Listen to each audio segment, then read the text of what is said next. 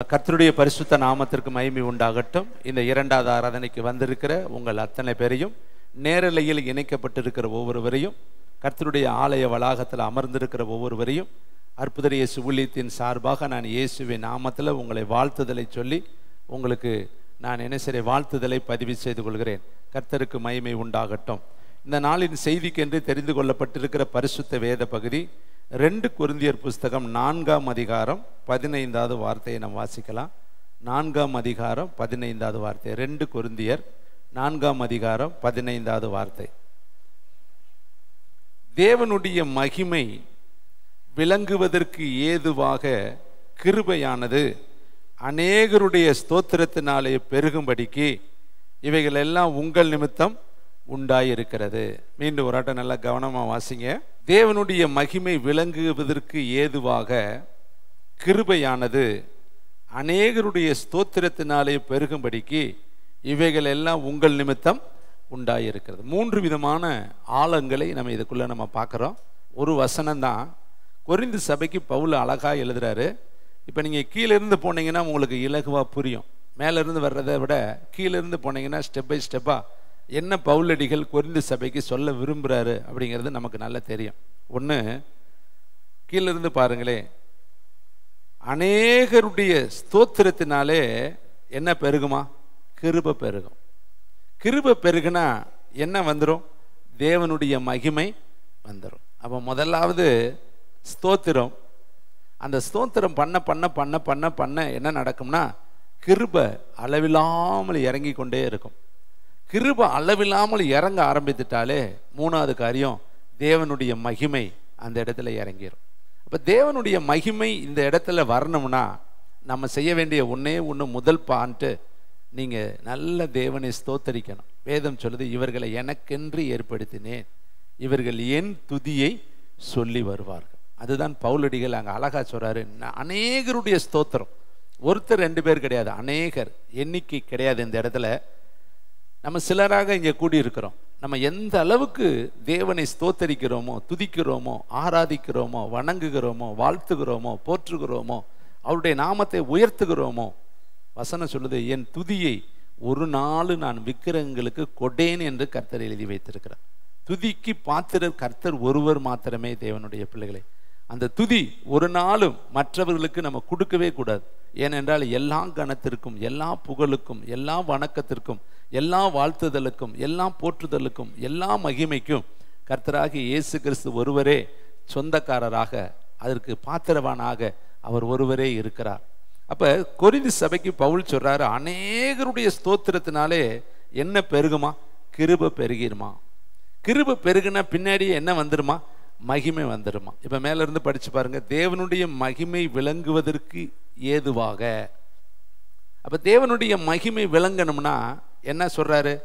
கிருபையானது அநேகருடைய ஸ்தோத்திரத்தினாலே பெருகும். அப்போ கிருபை வரணும்னா ஸ்தோத்திரம் வேணும். ஸ்தோத்திரம் பண்ணினாலே கிருபை வந்துடும். நீ ஸ்தோத்திரம் பண்ண பண்ண பண்ண பண்ண யார் வருவா? கிருபாகரன் வருவார். கிருபைக்கு சொந்தக்காரர். இயேசுக்கு இன்னொரு பேர் கிருபாகரன். அதனால தான் இங்கே நம்ம பிள்ளைகளுக்கு அந்த பெயர் நாமத்தை நம்ம வைத்திருக்கிறோம். இயேசு என்றாலே கிருபையின் ஆசனத்தில் அமர்ந்திருக்கிற கிருபாகரன். அவர் அதிக அளவு கிருபை கொடுக்கிறவர். அவருடைய வாயிலிருந்து புறப்படுகிற வார்த்தை எல்லாமே கிருபை தான். மாலை மயங்குகிற வேலையில் யார் வந்தாலும் எந்த கேள்வியுமே கேட்காம அவங்கள சுகமாக்குனது வேதத்தில் நம்ம பார்க்கிறோம். அஸ்தமன வேலையில் யார் வர்றாங்களோ அவங்க குருடர்களோ, செவிடர்களோ, முடவர்களோ, சப்பானிகளோ, பிசாசு பிடித்தவர்களோ, தரித்திரரோ, ஊனமோ, அதெல்லாம் கேள்வி கிடையாது. சாயந்தரம் ஆயிட்டாலே அது கிருபையின் நேரம். அவருடைய கையில் கிருபை பலமாய் வெளிப்பட ஆரம்பிச்சிடும். அப்போ அருமையானவர்களே, இன்றைக்கு இந்த கிருபை இறங்கிட்டாலே பின்னாடியே என்ன வர ஆரம்பிச்சிடும் தெரியுமா? இயேசு வந்துட்டாலே மகிமை வர ஆரம்பிச்சிடும். ஏன்னா வேதம் சொல்லுது, தேவனுடைய மகிமை தேவனுடைய ஆலயத்தில் அளவில்லாமல் இறங்கினதான். இப்போ இயேசு எங்கே வர்றாரோ அந்த இடத்துல பரலோகத்தினுடைய மகிமை அனைத்தும் கட்டவிழ்க்கப்பட்டுரும். அப்போ நம்ம செய்ய வேண்டிய முதல் ஒரு வேலை, நல்ல மனதார நம்ம கர்த்தரை என்ன செய்யணும்? புகழ்ந்து ஸ்தோத்தரிக்கணும். அருமையானவர்களே, சில வசனங்களை நான் உங்களுக்கு காண்பிக்க விரும்புகிறேன். யோவான் எழுதின சுவிசேஷம் 11ஆம் அதிகாரத்தில் மார்த்தாள் இடத்துல கர்த்தர் ஒரு அழகான ஆலோசனையை சொல்கிறாரு. அவர் அற்புதம் செய்யத்தான் அங்கே வந்திருக்கிறாரு, அதிசயம் செய்யத்தான் வந்திருக்கிறாரு. அதற்காகத்தான் அவர் பல நாட்கள் காத்திருந்து இந்த நாளிலே அவங்க வீட்டை தேடி அவர் வந்திருக்கிறாரு. யோவான் 11ஆம் அதிகாரம் 40வது வசனத்தை நம்ம வாசித்து பார்த்தா அங்கு அந்த அருமையான மகளை பார்த்து ஏசப்பா சொல்கிற ஒரு வார்த்தை உண்டு. இயேசு அவளை நோக்கி, நீ விசுவாசித்தால், ஒரு கொஸ்டின் வைக்கிறார், நீ விசுவாசித்தேனா கட்டாய மகிமையை பார்ப்ப. நீங்கள் பக்கத்தில் இருக்கவங்களை பார்த்து, சிஸ்டர் நீங்கள் மகிமை பார்க்கணும்னா விசுவாசிக்கணும், வேற ஒன்றும் கிடையாது, சிம்பிள் மெத்தட். நீ விசுவாசித்தால் மகிமையை பார்ப்ப, விசுவாசிக்காவிட்டால் மகிமையை உன்னால் என்ன செய்ய முடியாது, பார்க்க முடியாது. விசுவாசம் கேள்வியினாலே வரும். கேள்வி எப்படி வரும்? தேவனுடைய வசனத்தினால வரும். நீ கேள்வி வசனத்தை கேட்டேன்னா உனக்குள்ளே அப்படியே விசுவாசம் வந்துக்கிட்டே இருக்கும். பாருங்களேன், வேதத்தில் அழகா சொல்ல, இதை செய்ய எனக்கு வல்லமையுண்டு என்று நீ விசுவாசிக்கிறாயா? குருடர்களை கேட்கிறார். ஆம் ஆண்டவரை விசுவாசிக்கிறோம், உன் விசுவாசத்தின்படியே உனக்கு ஆகட்டும். பார்த்தீங்களா? அப்போ ஆண்டவர் நம்மகிட்ட எதிர்பார்க்கிறது வெள்ளி பொண்ணு தங்கம் அல்ல, விசுவாசத்தை எதிர்பார்க்கிறார். விசுவாசத்தினால் வராத எல்லாமே பாவம். அப்போ நம்மளும் ஒருவேளை பெரிய பாவம் செய்ய மாட்டோம், அவிவிசுவாசம் என்கிற பாவம் நமக்குள்ள இருக்கும். என்னது, இது எப்படி நடக்கும்? மரியாள் கேட்டாங்க இல்லையா, சாராள் கேட்டாங்க இல்லையா, சிரித்தாள், நகைத்தாள். அவ சொன்னா, ஏன்னா வழிபாடு நின்று போச்சு, வயதானவராக இருக்கிறார், அவிசுவாசம் அவ கண்ணை மூடுது, நகைத்தாள். கர்த்தர் சொல்றாரு, நீ நகைத்தாயினா இல்லைன்னு அவ சாதிக்கிறாள். நாமும் நம்முடைய உடலை பார்ப்போம், மனசை பார்ப்போம், குடும்பத்தை பார்ப்போம், பிள்ளைகளை பார்ப்போம். அற்று நம்முடைய கண்கள் பார்க்கிற காரியத்தை பார்த்துட்டு அது மேலே நம்ம என்ன பண்ணிடுவோம், நம்பிக்கை வச்சுருவோம். இது எங்கே நடக்க போகுது, இந்த பிள்ளை எங்கே படிக்க போகுது, இந்த ஆளுக்கு எங்கே மாற்றம் வரப்போகுது, இவர் எங்கே அற்புதத்தை பார்க்க போகிறார். நம்ம கண்ணு சொல்கிறத நம்புகிறோம், மனசு சொல்கிறத நம்புகிறோம், உணர்வு சொல்கிறத நம்புகிறோம்.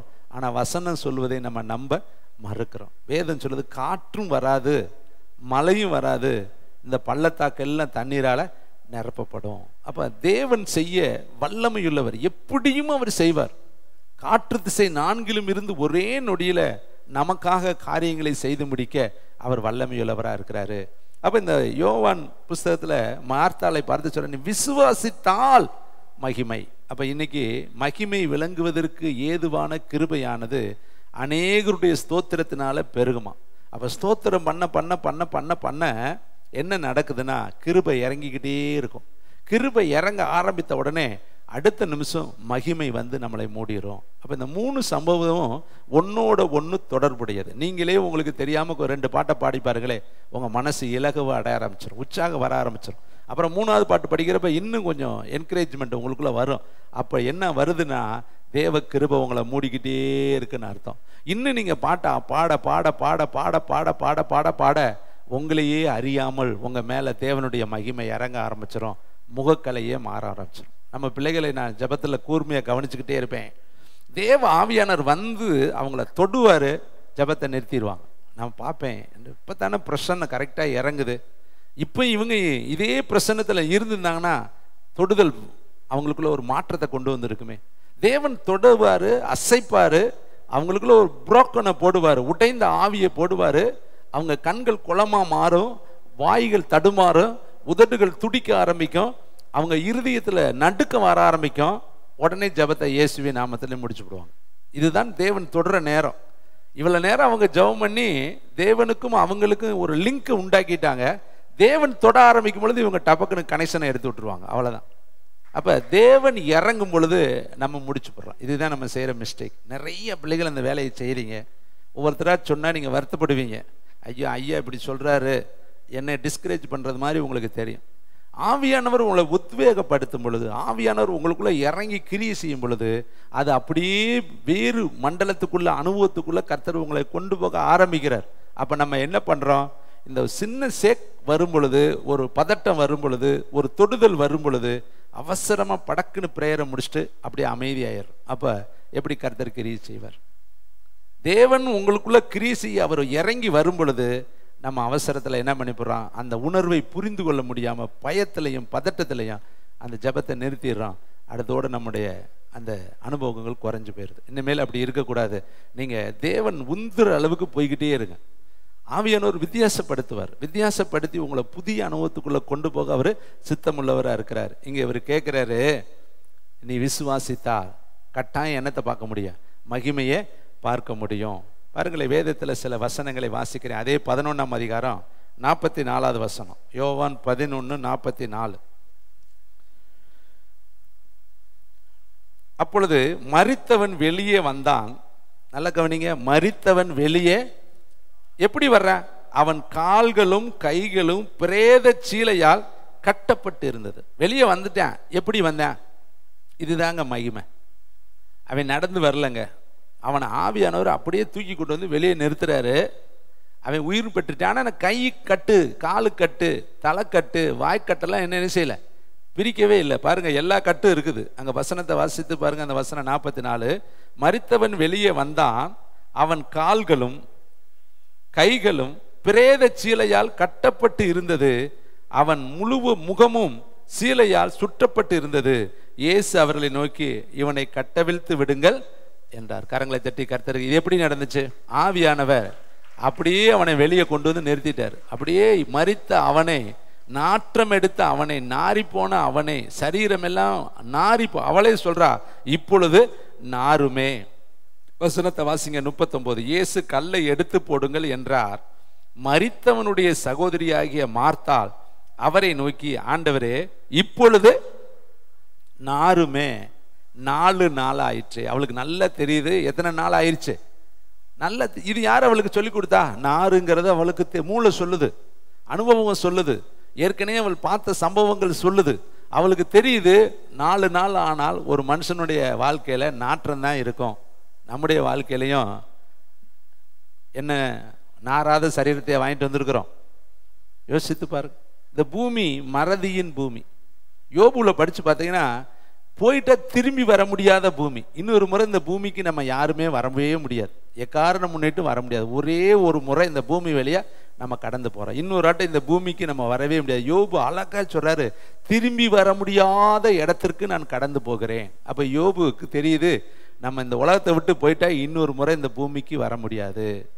இந்த பூமியில் இருக்கிற வைராக்கியம், விரோதம், கோபம், கசப்பு, காய்மகாரம், ஒத்துப்போகம், இது எதுவுமே அங்கே இருக்காது.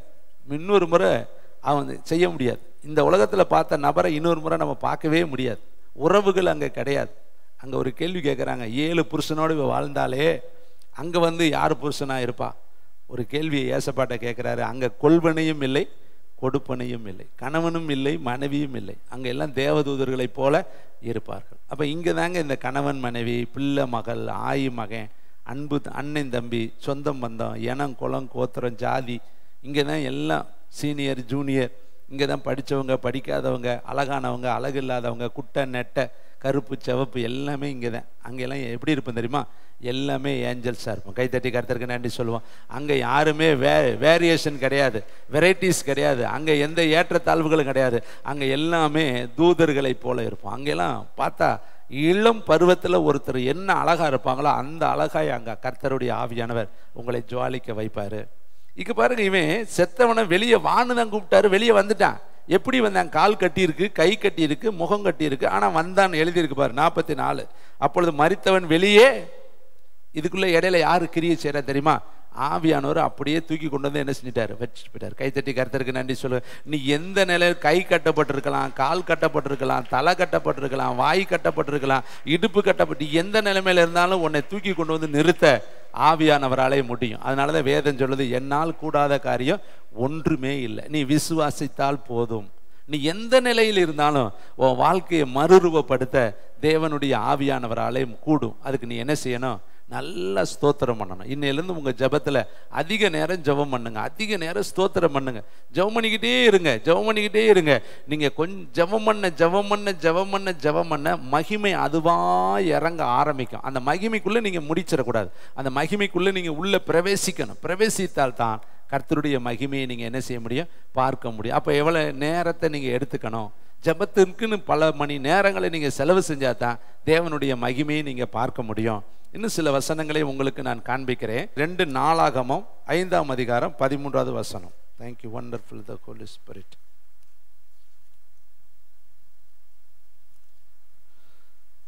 வாசிக்கலாமா? எல்லாரும் சேர்ந்து வாசிக்கலாம். அவர்கள் பக்க நம்பரு 547வது பக்கம், பழைய ஏற்பாடு 547 2 நாளாகமம் 5ஆம் அதிகாரம் 13ஆம் வசனம். அவர்கள் ஒருமித்து பூரிகைகளை ஊதி ஏக சத்தமாய் கர்த்தரை துதித்து ஸ்தோத்தரித்து பாடினார்கள். பாட்டு எப்படி இருக்குது? ஒருமித்து ஏக சத்தமாய் பூரிகைகளை ஊதி அடுத்து துதித்து ஸ்தோத்தரித்து பாடினார். எத்தனை வேலை இருக்கு பத்தியா? ஒன்று பூரிகை இருக்கு, ஏக சத்தம் இருக்கு, துதித்தல் இருக்குது, ஸ்தோத்தரித்து இருக்குது, பாட்டு இருக்குது. எல்லாமே செய்கிறாங்க. ஆனால் அதில் ஒன்னஸாக செய்கிறாங்க. எல்லாருக்குள்ளேயும் ஒரு மனம். எல்லாரும் கை தட்டுறாங்க, எல்லாரும் சத்தம் போடுறாங்க, எல்லாரும் பாட்டு பாடுறாங்க, எல்லாரும் ஸ்தோத்திரம் பண்ணுறாங்க, எல்லாரும் ஆராதனை செய்கிறாங்க. எல்லாமே ஒரே மாதிரி செய்கிறாங்க. ஆனால் நம்ம ஆராதிக்கிற பொழுது ஒருத்தர் பாட்டு பாடினா ஒருத்தர் வேடிக்கை பார்க்குறோம், ஒருத்தர் கை தட்டினா ஒருத்தர் என்ன செய்ய மாட்டேங்கிற, கை தட்ட மாட்டேங்கிறேன். இங்கே ஒரு மனம் இல்லை. அதனால தான் நறுமணமும் நம் நடுவில் இல்லை. வீட்லேயும் ஜெபம் நடத்தி பாருங்களேன். உங்கள் வீட்லேயும் ஜெபம் பண்ணுவாங்க. வீட்டுக்காரம்மா ஜெபம் பண்ணால் வீட்டுக்காரர் பேசாமல் உட்காந்துருப்பார். வீட்டுக்காரர் ஜெபிக்கிறப்ப வீட்டுக்காரம்மா பேசாமல் உட்காந்துருக்கும். பாட்டு பாடுறப்ப ஒருத்தர் பாடுவாங்க, ஒருத்தர் பாட மாட்டாங்க. அங்கே ஒரு மனம் இல்லை. 2 பேத்துக்குள்ளேயும் ஒரு மனம் இல்லை. இங்கே பாருங்களே, எல்லாரும் ஒருமித்து ஊதினார்கள். பூரிகை ஊதும் பொழுது ஊதுறப்ப ஒரே மாதிரி ஊதுனா தானே கேட்கறதுக்கு நல்லா இருக்கும். இவர் ஒரு ஊதுற மாதிரி, வேற ஒருத்தர் ஒரு மாதிரி ஊதி, வேற ஒருத்தர் ஒரு மாதிரி ஊதுனா அங்கே என்ன இருக்கும்? அது நல்லாவே இருக்காது, அசிங்கமாக இருக்கும். அதை யாராலையும் கேட்கவே முடியாது. அப்போ ஊதும் பொழுது கூட எப்படி இருக்கணும்? ஒன்னஸாக ஊதணும். அப்போ அவர்களுக்குள்ள ஒன்னஸ் இருந்துச்சு. இவர்கள் ஸ்தோத்தரித்து பாடினார்கள். ஆசாரியர்கள் பரிசுத்த ஸ்தலத்திலிருந்து புறப்படுகையிலும் பாடகர் பூரிகைகளின் தாளங்கள் கீதவாத்தியங்களுடைய சத்தத்தை தொனிக்க பண்ணி எல்லாரும் சேர்ந்து என்ன சொன்னாங்க தெரியுமா? கர்த்தர் நல்லவர், அவர் கிருபை என்றும் உள்ளதென்று அவரை ஸ்தோத்தரிக்கையிலும். கைத்தட்டுங்க. கர்த்தருடைய வீடாகிய தேவாலயம் மேகத்தினால், சந்தோஷமா இல்லையா? இது ஆலயத்தில் தான் நடக்குது. எல்லாம் ஒன்னஸாக நின்று இவங்க பாட்டு பாடி துதித்து பூரிகைகளை ஊதி அதே வேலையை நம்ம செஞ்சா ஏன் மகிமை இறங்க மாட்டேங்குது? ஒரு மனம் நம்மகிட்ட இல்லை. இது நம்ம உண்மையோடு தாழ்மையோடு என்ன பண்ணிக்கணும்? ஒத்துக்கொள்ளணும். பாட்டு பாடுறவங்க சில பேர் பாடுவோம், சில பேர் வேடிக்கை பார்த்துட்டு இருப்போம், சில பேர் உட்கார்ந்துருப்போம். அப்போ தான் நம்ம வேற வேலை செஞ்சிட்ருக்கோம். வேறே நினைவு, வேறே சிந்தை, வேறே யோசனை, வேறே உணர்வு. ரெண்டாவது, ஜெபிக்கணுங்கிற பாட்டு பாடணுங்கிற உணர்வு அற்றவர்களாய், தேவனை கனம் பண்ணணுங்கிற உணர்வு அற்றவர்களாய். அந்த ஏரோது தேவனுக்கு மகிமை செலுத்தாதபடியினால், நல்லா கவனிக்கணும், அவன் மகிமை செலுத்திருக்கணுமா இல்லையா? ராஜ வஸ்திரம் போட்டிருக்கிறேன், வஸ்திரம் ராஜ வஸ்திரம், மக்கள் எல்லாரும் உட்காந்து அவனை பார்த்துக்கிட்டு இருக்கிறாங்க. ஆனால் அவன் என்ன செய்யலையான்? தேவனுக்கு மகிமை செலுத்தாதபடியினால் கர்த்தருடைய தூதன் அவனை அடித்தான். இது நம்ம யோசித்து பாருங்க. நம்மளும் கர்த்தருக்கு மகிமை செலுத்தலைன்னா தூதனை அடித்தா எப்படி இருக்கும்? நம்ம செலுத்த வேண்டிய நேரத்தில் செலுத்தணும்ல. கரண்ட் பில் கரெக்டாக கட்டாட்டி பிடிங்கிட்டு போயிடுறேன், டெலிஃபோன் பில் கரெக்டாக கட்டாட்டி பிடிங்கிட்டு போயிடுறாங்க. இன்னும் பாருங்க, செலுத்த வேண்டியதை கரெக்டாக நம்ம செலுத்தலைன்னு வச்சுக்கோங்களேன், நம்ம அந்த ஆசீர்வாதத்தை பெற முடியாது. ஆனால் கர்த்தருக்கு செலுத்த வேண்டியதை மட்டும் நம்ம என்ன செய்யறது கிடையாது. கரெக்டாக செலுத்தலைன்னா எப்படி கர்த்தர் நம்மளை ஆசீர்வதிப்பார்? எல்லாரும் அவங்க ஒரே மனதாய் பாடி, ஒரே மனதாய் துதித்து, ஒரே மனதாய் ஊதி, ஒரே மனதாய் ஸ்தோத்திரம் பண்ணி, ஒரே மனதாய் ஸ்தோத்தரிக்கும் பொழுது என்ன நடக்குது? தேவனுடைய வீடாகிய அந்த தேவனுடைய ஆலயம் மகிமையினால் நிறையப்பட்டது. அப்போ மகிமை எங்கே வந்து இறங்கும்? பாட்டு பாடி துதித்து ஸ்தோத்திரம் பண்ணி ஏகச்சத்தமாய் கூப்பிட்டு. அங்கே சங்கீத பவுல் எழுதுறாரு இல்லையா, அநேகருடைய ஸ்தோத்திரத்தினாலே கிருபை பெருகி, அந்த கிருபை என்னத்தை கொண்டு வந்துடும்? தேவனுடைய மகிமையை கொண்டு வந்துடும். இனி நீங்கள் மகிமையை பார்க்கணும்னா உடனே வந்தோம் உட்கார்ந்த உடனே மகிமை வராது. நீ பாட பாட பாட பாட பாட தேவனுடைய மகிமை உன் வீட்டுக்குள்ளே என்ன செய்ய ஆரம்பிக்கும்? இறங்க ஆரம்பிக்கும். வேதத்தில் பாருங்களே, அடுத்து அந்த மேகத்தின் நிமித்தம், அடுத்த வார்த்தை, அந்த இறங்கின அந்த மகிமையின் நிமித்தம் ஆசாரியர்கள் ஊழியம் செய்து நிற்க கூடாமல் போயிற்று. கர்த்தருடைய மகிமை, கைத்தட்டுங்க, தேவனுடைய ஆலயத்தை நிரப்பிற்று. இங்க எங்கேயாவது ஜெபித்தாங்கன்னு எழுதியிருக்கா? ஜெபமே பண்ணலைங்க, ஜெபமே பண்ணல. பாட்டு தான் பாடுனாங்க, துதிச்சாங்க, ஸ்தோத்திரம் பண்ணுனாங்க, ஊதுனாங்க, மகிமை இறங்கிருச்சு. ஏன்? அங்க கிருபை பெருக ஆரம்பிச்சிருச்சு. மகிமை, பரலோக தேவனை இறங்க ஆரம்பிச்சிட்டாரு. அவர் துதிக்கு பயப்படத்தக்க தேவன், துதிகளுக்குள்ளே வாசம் பண்ணுகிற தேவன். நல்லா கவனிக்கணுங்க. நீங்க உட்கார்ந்துட்டாலே அவர் அங்கிருந்து ரெடியா கிளம்பிடுவார். ஏனென்றால் அவர் எங்கடா நம்முடைய பிள்ளைகள் உட்கார்ந்து இருக்கிறாங்க ஒரு மனமான அந்த இடத்தை நோக்கி அவர் தன்னுடைய சேனையை அவர் அனுப்ப என்னவா இருக்கிறாரு? ஆயத்தமா இருக்கிறார். ஏன்னா அவர் சொல்லியிருக்கிறார்ல, என் நாமத்தினாலே 2 பேர் 3 பேர்கள் எங்கே கூடி இருக்கிறீர்களோ அங்கே அவர்கள் நடுவில் நான் இருக்கிறேன். அப்போ ஏசப்பா வந்துட்டாருன்னா மகிமை வந்துருச்சுன்னு அர்த்தம் தானே. அவர் வரும் பொழுது தூதர்கள் வருவாங்கல்ல, அவர் வரும் பொழுது முழு பரலோகம் அங்கே வரும்ல. அப்போ உங்கள் வீட்டுக்குள்ளே தினந்தோறும் பரலோகம் வரணும்னா நீங்கள் என்ன பண்ணணும்? ஸ்தோத்திரம் பண்ணணும். பக்கத்தில் பார்த்து சொல்லுங்கள், சிஸ்டர், எல்லா ஆசீர்வாதத்துக்கும் ஊற்றுக்கும் காரணம் என்ன தெரியுமா? ஸ்தோத்திரம் தான். அதனால தான் சங்கீதக்காரர் எழுதுறாரு, ஸ்தோத்திரம் செய்வதே தேவனுக்கு பிரியம், துதி செய்வதே கர்த்தருக்கு பிரியம், துதித்தலே இன்பமும் அது ஏற்றதுமாய் இருக்கிறது. ஸ்தோத்திர பலியிடுகிறவன் கர்த்தரை மகிமைப்படுத்துகிறான். சங்கீதத்தில் 136 முழுசும் படிச்சு பாருங்க. துதித்தல் துதித்தல் கிருபை என்றும் உள்ளது, கிருபை என்றும் உள்ளது, கிருபை என்றும் உள்ளது. கர்த்தாதி கர்த்தரை துதியுங்கள், ஆகாய மண்டலத்தில் உள்ள எல்லா சேனைகளை அழித்தவரை துதியுங்கள், பார்வோனை கவிழ்த்து போட்டவரை துதியுங்கள், பிரபலமான ராஜாக்களை சங்கரித்தவரை துதியுங்கள். அப்படிதான் இருக்கும். துதியுங்கள் அவர் கிருபை என்றும் உள்ளது, துதியுங்கள் அவர் கிருபை என்றும் உள்ளது, துதியுங்கள் அவர் கிருபை என்றும் உள்ளது. இதை கேட்கிற தம்பி தங்கச்சி, அப்ப மகிமை இறங்கணும்னா ஒரு மனம் தேவை. இப்போ 5 பேர் வீட்டில் இருக்கிறீங்கன்னா ஒரு மனமாக உட்காருங்க. எப்போ உட்காந்தா உங்களால் ஒரு மனமாக உட்கார முடியுமோ அப்போ உட்காருங்க. அப்போ தான் மகிமை உங்கள் வீட்டுக்குள்ளே வரும். மகிமைன்னு என்னது? உலகத்தில் இருக்கிற எல்லா வாசனையை விட மகிமையான ஒரு வாசனை. அந்த வாசனை அது மகிமையின் வாசனை, அது கிருபையின் வாசனை. இந்த மகிமை முதல்ல எங்கே இருந்துச்சு தெரியுமா? ஏதேன் தோட்டத்தில் இருந்துச்சு. யார் மேலே இருந்துச்சு தெரியுமா? ஆதாமு மேலே ஏவாள் மேலேயும் மகிமை இருந்துச்சு. எப்படி இருந்துச்சு தெரியுமா? வசனத்தை வாசிங்க. ஆதியாகம புஸ்தகம் 2ஆம் அதிகாரம் 25ஆம் வசனம், 3ஆம் அதிகாரம் 10ஆவது வசனம் வாசிக்கிறேன், நீங்களும் பாருங்க.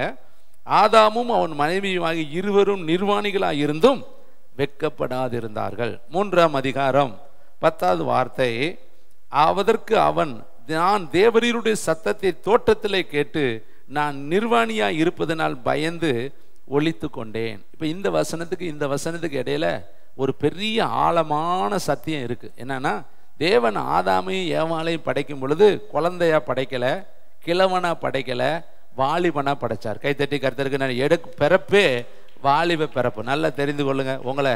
அதனாலதான் வாலிபனே உன் வாலிப பருவத்தில் சிருஷ்டிகரை நென. இந்த வாலிபம் ரொம்ப முக்கியமான வயது. இந்த வாலிப வயது தான் பிசாசு ஆளுகளை தள்ளி விடுற வயது.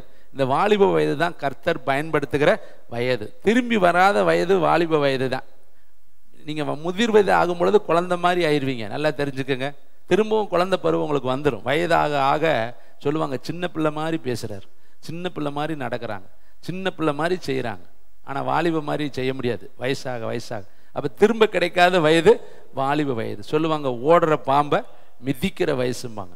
வாலிபனே உன் வாலிபத்தில் சந்தோஷப்படு என்று கர்த்தர் எழுதி வைத்திருக்கிறார். ஆனா நியாயத்திலே உன்னை கொண்டு வந்து நிறுத்துவார் என்பதை அறி. அப்ப ஆதாம படைச்ச வயசு வாலிப வயசு. இங்க இருக்கிற பிள்ளைகளை, வாலிப பிள்ளைகளாம் நீங்க கை தூக்கி இந்த வாலிப வயதுக்காய் கர்த்தருக்கு நன்றி சொல்லுங்க. எத்தனையோ பேர்கள் வாலிப வயதை பார்க்காம மறிச்சிட்டாங்க. இந்த வயதில் இருக்கிற நீங்கள் பாக்கியவான்கள். இன்னொரு முறை இந்த வயது உங்களுக்கு வராது. இந்த வயதுல எதையாவது கர்த்தருக்காய் நீங்க செய்து முடிச்சிடும். அதுக்காக உங்கள் வாலிபத்தையும் இளமையும் கர்த்தருக்கு நீங்க ஒப்பு கொடுங்க. இந்த வயதுல தாங்க தாவீது கோலியாத்தை என்ன செஞ்சாரு? தூக்கு கர்த்தருக்கு உதவி செஞ்சார். அடித்து நிர்மூலமாக்க உதவி செய்தார். சிங்கத்தை பிக்க உதவி செய்தார். கரடியை பிக்க உதவி செய்தார். இந்த வயதுல தான் சிம்சோன் பால சிங்கத்தை பிச்சு போட்டான். வேதத்துல நிறைய. இந்த வயதுல தான் தானியேல் என்ன பண்ண? தன் இருதயத்தில் தீர்மானம் உள்ளவனாயிருந்தான். இந்த வயதுல தான் சாத்ராக் மேஷாக் ஆபேத்நேகோ சொல்றாங்க, நாங்க ஒரு நாள் ராஜாவை தொழுது கொள்ள மாட்டோம், பணிந்து கொள்ள மாட்டோம், இந்த விக்கிரத்துக்கு முன்னாடி நாங்க முழுக மாட்டோம், நாங்க எங்கள் கர்த்தரை மட்டும்தான் ஆராதிப்போம். இந்த வயது தாங்க அந்த வயது. 33 வயது ஏசப்பா வாலிப வயது, அருமையான ஒரு வாலிப வயது.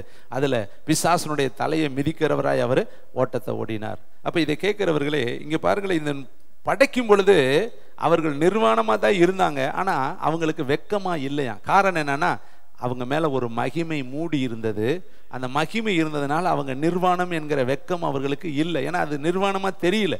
தேவனுடைய பிரசன்னம் அவங்களை மூடி இருந்துச்சு. எப்படி நமக்கு ஒரு வஸ்திரம் இருக்குதோ இதே மாதிரி மகிமை மூடி இருந்தது. அப்புறம் தான் கர்த்தர் மகிமை எடுக்கப்படும் பொழுதுதான் தோல் உடையே கர்த்தர் கொடுத்தார். இந்த தோல் உடை தான் இப்ப நம்ம போட்டிருக்கிற துணி உடை. அன்னைக்கு துணி கொடுக்காம தோலை கொடுத்தார். இப்ப நமக்கு துணியா தச்சு நம்ம போட்டிருக்கிறோம், அவ்வளவுதான்.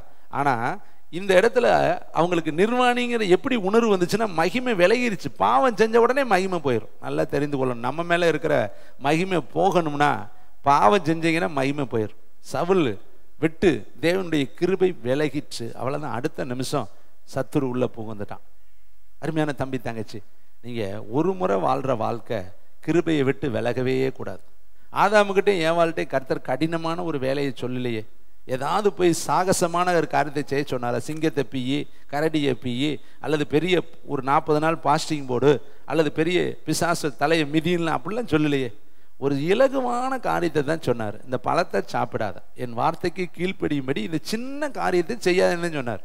ஆனால் அந்த ஆதாம் என்கிற செந்நிற மனிதன், முதல் மனிதன், அந்த சின்ன காரியத்தையே மனைவி பேச்சை கேட்டு என்ன பண்ணிவிட்டேன், செஞ்சுட்டு சின்ன சிம்பிளான ஒன்றை தான் சொன்னார். இப்போ நமக்கிட்டையும் கர்த்தர் பெரிய காரியத்தெல்லாம் கேட்கவே இல்லைங்க. உங்களை கொண்டு வந்து தினந்தோறும் நீ இப்படி இரு அப்படி இருன்னு அவர் சொல்லலை. காலைதோறும் அவரை தேடுகிறவர்கள் கண்டடைவார்கள். காலையில் எழுந்து போய் மன்னாவை தேடு, இதுதானே சொன்னார். மண்ணை காலைதோறும் அதிகாலையில் மண்ணை வந்துடும், நீ எழுந்து போனால் போதும், போனால் மன்னாவை பெருக்கிக்கலாம். ஆனால் இவர்கள் காலையில் எந்திரிக்க சோம்பல் உள்ளவர்களாக, இவர்கள் நினைத்த நேரத்தில் எழுந்து போனால் மண்ணா என்ன ஆயிரும், தீந்து போயிடும், அங்கே இருக்காது. அப்போ தேவன் தேடுகிற சமயத்தில், அவரை கண்டடைகிற சமயத்தில் அவரை தேடணும். நமக்கு கர்த்தர் கொடுக்குற கட்டளை காலையில் அவர் கிருபை புதிதான். பாருங்க, உலக மனிதர்களாக பார்த்துருக்கிறீங்களா, அவங்களாம் 2 மணிக்கெல்லாம் குளிச்சுருவாங்கங்க. குளிச்சுட்டு தலையோடு உட்காந்து என்ன பண்ணுறாங்க, கட்டுப்பாடா அவங்களுக்கு சில கட்டுப்பாடுகளை நம்ம பார்க்குறோம். நீங்கள் பார்த்துருப்பீங்க, லைவில் இருக்கனால அதெல்லாம் பேச முடியாது. அவங்க கூட அவர்களுடைய நீதியை விட நம்ம நீதி எப்படி இருக்கணுங்க, கூடுதலாக இருக்கணும். செருப்பு இல்லாமல் நடக்கிறாங்கங்க, சட்டை இல்லாமல் எங்கனையுமே நிற்கிறாங்கங்க, வெக்கமே அவங்க படமாட்டுறாங்க. எங்கனையும் ஓப்பன் பிளேஸஸ் சட்டையை கழட்டி போட்டுட்டு அவங்க நம்பக்கூடிய நம்பிக்கைக்கு முன்னாடி நிற்கிறாங்க. ஆனால் ஆண்டவர் ஆகிய இயேசு நமக்கு அப்படிலாம் எதுவுமே சொல்லலை. எந்த கட்டுப்பாடாவது உங்களுக்கு கொடுத்துருக்கிறார், செருப்பு இல்லாமல் நடக்கணும், சட்டை இல்லாமல் நடக்கணும், அல்லது உன் தலையை நீ சவரம் பண்ணி கொள்ளணும், உடம்பெல்லாம் நீ கீறி கொள்ளணும், நீ தோப்பு கரணம் போடணும், உருண்டு காலம் போடணும், தீ மிதிக்கணும், எதையுமே சொல்லலைங்க. அதிகாலையில் நீ தேடு, அவருடைய கிருபை உனக்கு சொந்தம். கைத்தட்டி கர்த்தருக்கு. நம்ம அந்த சின்ன கற்பனை தான், சின்ன காரியத்தை நம்ம செய்ய மாட்டேங்கிறோம். ஆனால் அவங்கெல்லாம் கடினமான காரியத்தை செய்கிறாங்க. எத்தனை கிலோமீட்டர் நடந்து போகிறாங்க தெரியுமா, எத்தனை கிலோமீட்டர் நடந்து அந்த நம்பிக்கையை நிறைவேற்ற அவங்க போய் கொண்டு இருக்கிறாங்க. ஆனால் கர்த்தராகிய இயேசு நீ நடந்து வான்னு அவர் சொல்லவே இல்லைங்க. உனக்கு வாகனங்களை அவர் கொடுத்துருக்கிறாரு, வசதி வாய்ப்பை அவர் கொடுத்துருக்கிறாரு. அவருடைய கற்பனை இலகுவானது, அது நம்முடைய இருதயத்தில் ஏற்றுக்கொள்ளக்கூடியதாக இருக்குது. ஆனால் நம்ம அதை அந்த இலகுவான நுகத்தை நம்ம சுமக்க மறுக்கிறோம் தேவனுடைய பிள்ளைகளை. இங்கே பாருங்களே, அழகாய் வேதம் சொல்லுது, நிர்வாணிகளாய் உணர்வதற்கு என்ன காரணம்னா, மகிமை அவங்களை விட்டு என்ன செஞ்சிருச்சு. ஏன் மகிமை போச்சு, அந்த பழத்தை எடுத்து ருசித்து சுவைத்து சாப்பிட்டு தேவனுடைய நாமத்தை அவர்கள் மறுதளித்ததுனால தேவனுடைய மகிமை அவர்களை விட்டு போனது. மகிமை போடணுன்னே அவங்களுக்கு தெரிஞ்சிருச்சு, நம்ம நிர்வாணிகளாக இருக்கிறோம், அசுத்தமாக இருக்கிறோம், அருவருப்பாக இருக்கிறோம், பார்க்க முடியாமல் இருக்கிறோம். இதுதான் ஆவிக்குரிய உலகத்திலையும் நம்ம பாவம் செய்யும் பொழுது நம்ம அருவருப்பாய் மாறி விடுகிறோம், நம்ம ஆரோசிகமாய் மாறி விடுகிறோம், தேவனுடைய பார்வையிலே ஏற்பு அல்லாதவர்களாய் நம்ம மாறி விடுகிறோம், தேவன் வருத்தப்படும்படியான நபர்களாய் நம்ம மாறி விடுகிறோம். அதனால தான் ராஜாவாக்கினது எனக்கு வருத்தமாக இருக்குனார். சவுலை ராஜாவாக்கினதுக்காக நான் மனஸ்தாபப்படுகிறேன். சாமுவேல்கிட்ட போய் எவ்வளவு நாள் நீ துக்கித்து கொண்டு இருப்ப சாமுவேல், நீ எழுந்து உன் கொம்ப தைலத்தால் நிரப்பு, இவனுக்கு பதில நான் வேறு ஒருவனை தெரிந்தெடுத்துட்டேங்கிறார். பார்த்தீங்களா, தேவன் தெரிந்து கொண்ட நபரு தேவனே வேறொருத்தரை தெரிந்து கொள்ளும்படி அந்த கிருபை விலகி போயிருச்சான். இன்னும் ஒரு சில வசனங்களை உங்களுக்கு நான் காண்பிக்க விரும்புகிறேன். 1 சாமுவேல் புஸ்தகம் 4ஆம் அதிகாரம் 21வது வசனத்தை தயவு செய்து எடுத்து வாசித்து பார்க்கலாம். 344வது பக்கம், 1 சாமுவேல் 4ஆம் அதிகாரம் 21வது வசனம். ஏலியுடைய மருமகள் சொல்லக்கூடிய ஒரு வாய்ப்பிறப்பின் வார்த்தையை, தேவனுடைய பெட்டி எடுத்துட்டீங்களா, 344வது பக்கம், 1 சாமுவேல் 4ஆம் அதிகாரம் 21வது வசனம். தேவனுடைய பெட்டி பிடிபட்டு அவளுடைய மாமனும் அவளுடைய புருஷனும் இறந்து போனபடியினால் அவள் மகிமை இஸ்ரவேலை விட்டு போயிற்று என்று சொல்லி அந்த பிள்ளைக்கு இக்கப்போத் என்று பெயரிட்டாள். தேவனுடைய பெட்டி பிடிபட்டு போனபடியினால் மகிமை இஸ்ரவேலை விட்டு விலகி போயிற்று என்றாள். இப்போ பெட்டிக்குள்ள என்ன இருக்கு, உடன்படிக்கை பெட்டிக்குள்ள மகிமை இருக்கு. உடன்படிக்கை பெட்டிக்குள்ள என்ன இருக்கு, 10 கட்டளை இருக்கு, ஆரோனுடைய கோல் இருக்குது, மண்ணா இருக்குது, 3 தான் இருக்குது, வேற ஒன்றும் இல்லை. பெட்டி இத்தனை அடி நீளம், இத்தனை அடி உயரம், இத்தனை அடி அகலம், இன்ன மரம், ஆண்டவர் அதை சொல்லி அந்த பெட்டிக்குள்ள 2 கேருபீன்கள் மேலே இருக்கணும். அந்த பெட்டிக்குள்ள என்ன இருக்கணும், ஆரோனுடைய கோல், அழைக்கப்பட்ட அழைப்பின் அடையாளத்தை காட்டக்கூடிய கோல். அடுத்து வார்த்தை என்கிற மன்னா இருக்கணும். மூணாவது என்ன இருக்கணும் சொல்லுங்க? 10 கட்டளை மோசேக்கு ஆண்டவர் கொடுத்தால, இது 3 தாங்க இருந்துச்சு. இந்த 3 மகிமை பெட்டிக்குள்ள இருந்துச்சு. அப்ப இந்த 3 இருக்கிற இடத்துல பிதாவினுடைய பிரசன்னம் இருக்கு. வார்த்தை எங்க இருக்குதோ, அபிஷேகம் எங்க இருக்குதோ, வார்த்தை கட்டளை எங்க இருக்குதோ, அங்க தேவனுடைய மகிமை அப்படியே இருந்துகிட்டே இருக்கும். இது 3 விலகினா, இது 3 பிடிபட்டு போனால், நம்மகிட்ட வார்த்தை, தேவனுடைய வார்த்தை இல்லைனா, தேவனுடைய அபிஷேகம் நம்மகிட்ட இல்லைனா, தேவனுடைய வார்த்தை நம்மகிட்ட இல்லைனா, அந்த கிருபை இல்லைனா, மன்னா இல்லைனா என்ன ஆயிரும்? அபிஷேகம் தான் அப்படியே அந்த கிருபை விலகி போயிடும். அதனாலதான் இவ சொல்றா, பெட்டியே பிடிச்சிட்டான், பெலிஸ்தேர் பிடிச்சிட்டான்ல, பெட்டி அவங்க எடுத்துட்டு போயிட்டான். அப்படின்னா என்ன அர்த்தம்? மகிமை போயிற்று. இக்கப்போத் அப்படின்னா மகிமை விலகி போயிற்று, இஸ்ரவேலை விட்டே மகிமை போயிருச்சுன்னு சொல்றான். அப்ப இந்த 3 தான் இஸ்ரவேலுக்கே மகிமையா இருந்துச்சு. வார்த்தை, அபிஷேகம், கோல். இதுதான் அவர்களுக்கு ஒரு பெரிய மகிமையா இருந்துச்சு. இப்ப அந்த மகிமையே போயிருச்சுன்னு அவ பெத்த பிள்ளைய கூட பார்க்காம அவ சொல்றா, மகிமையே இஸ்ரவேலை விட்டு போயிருச்சே.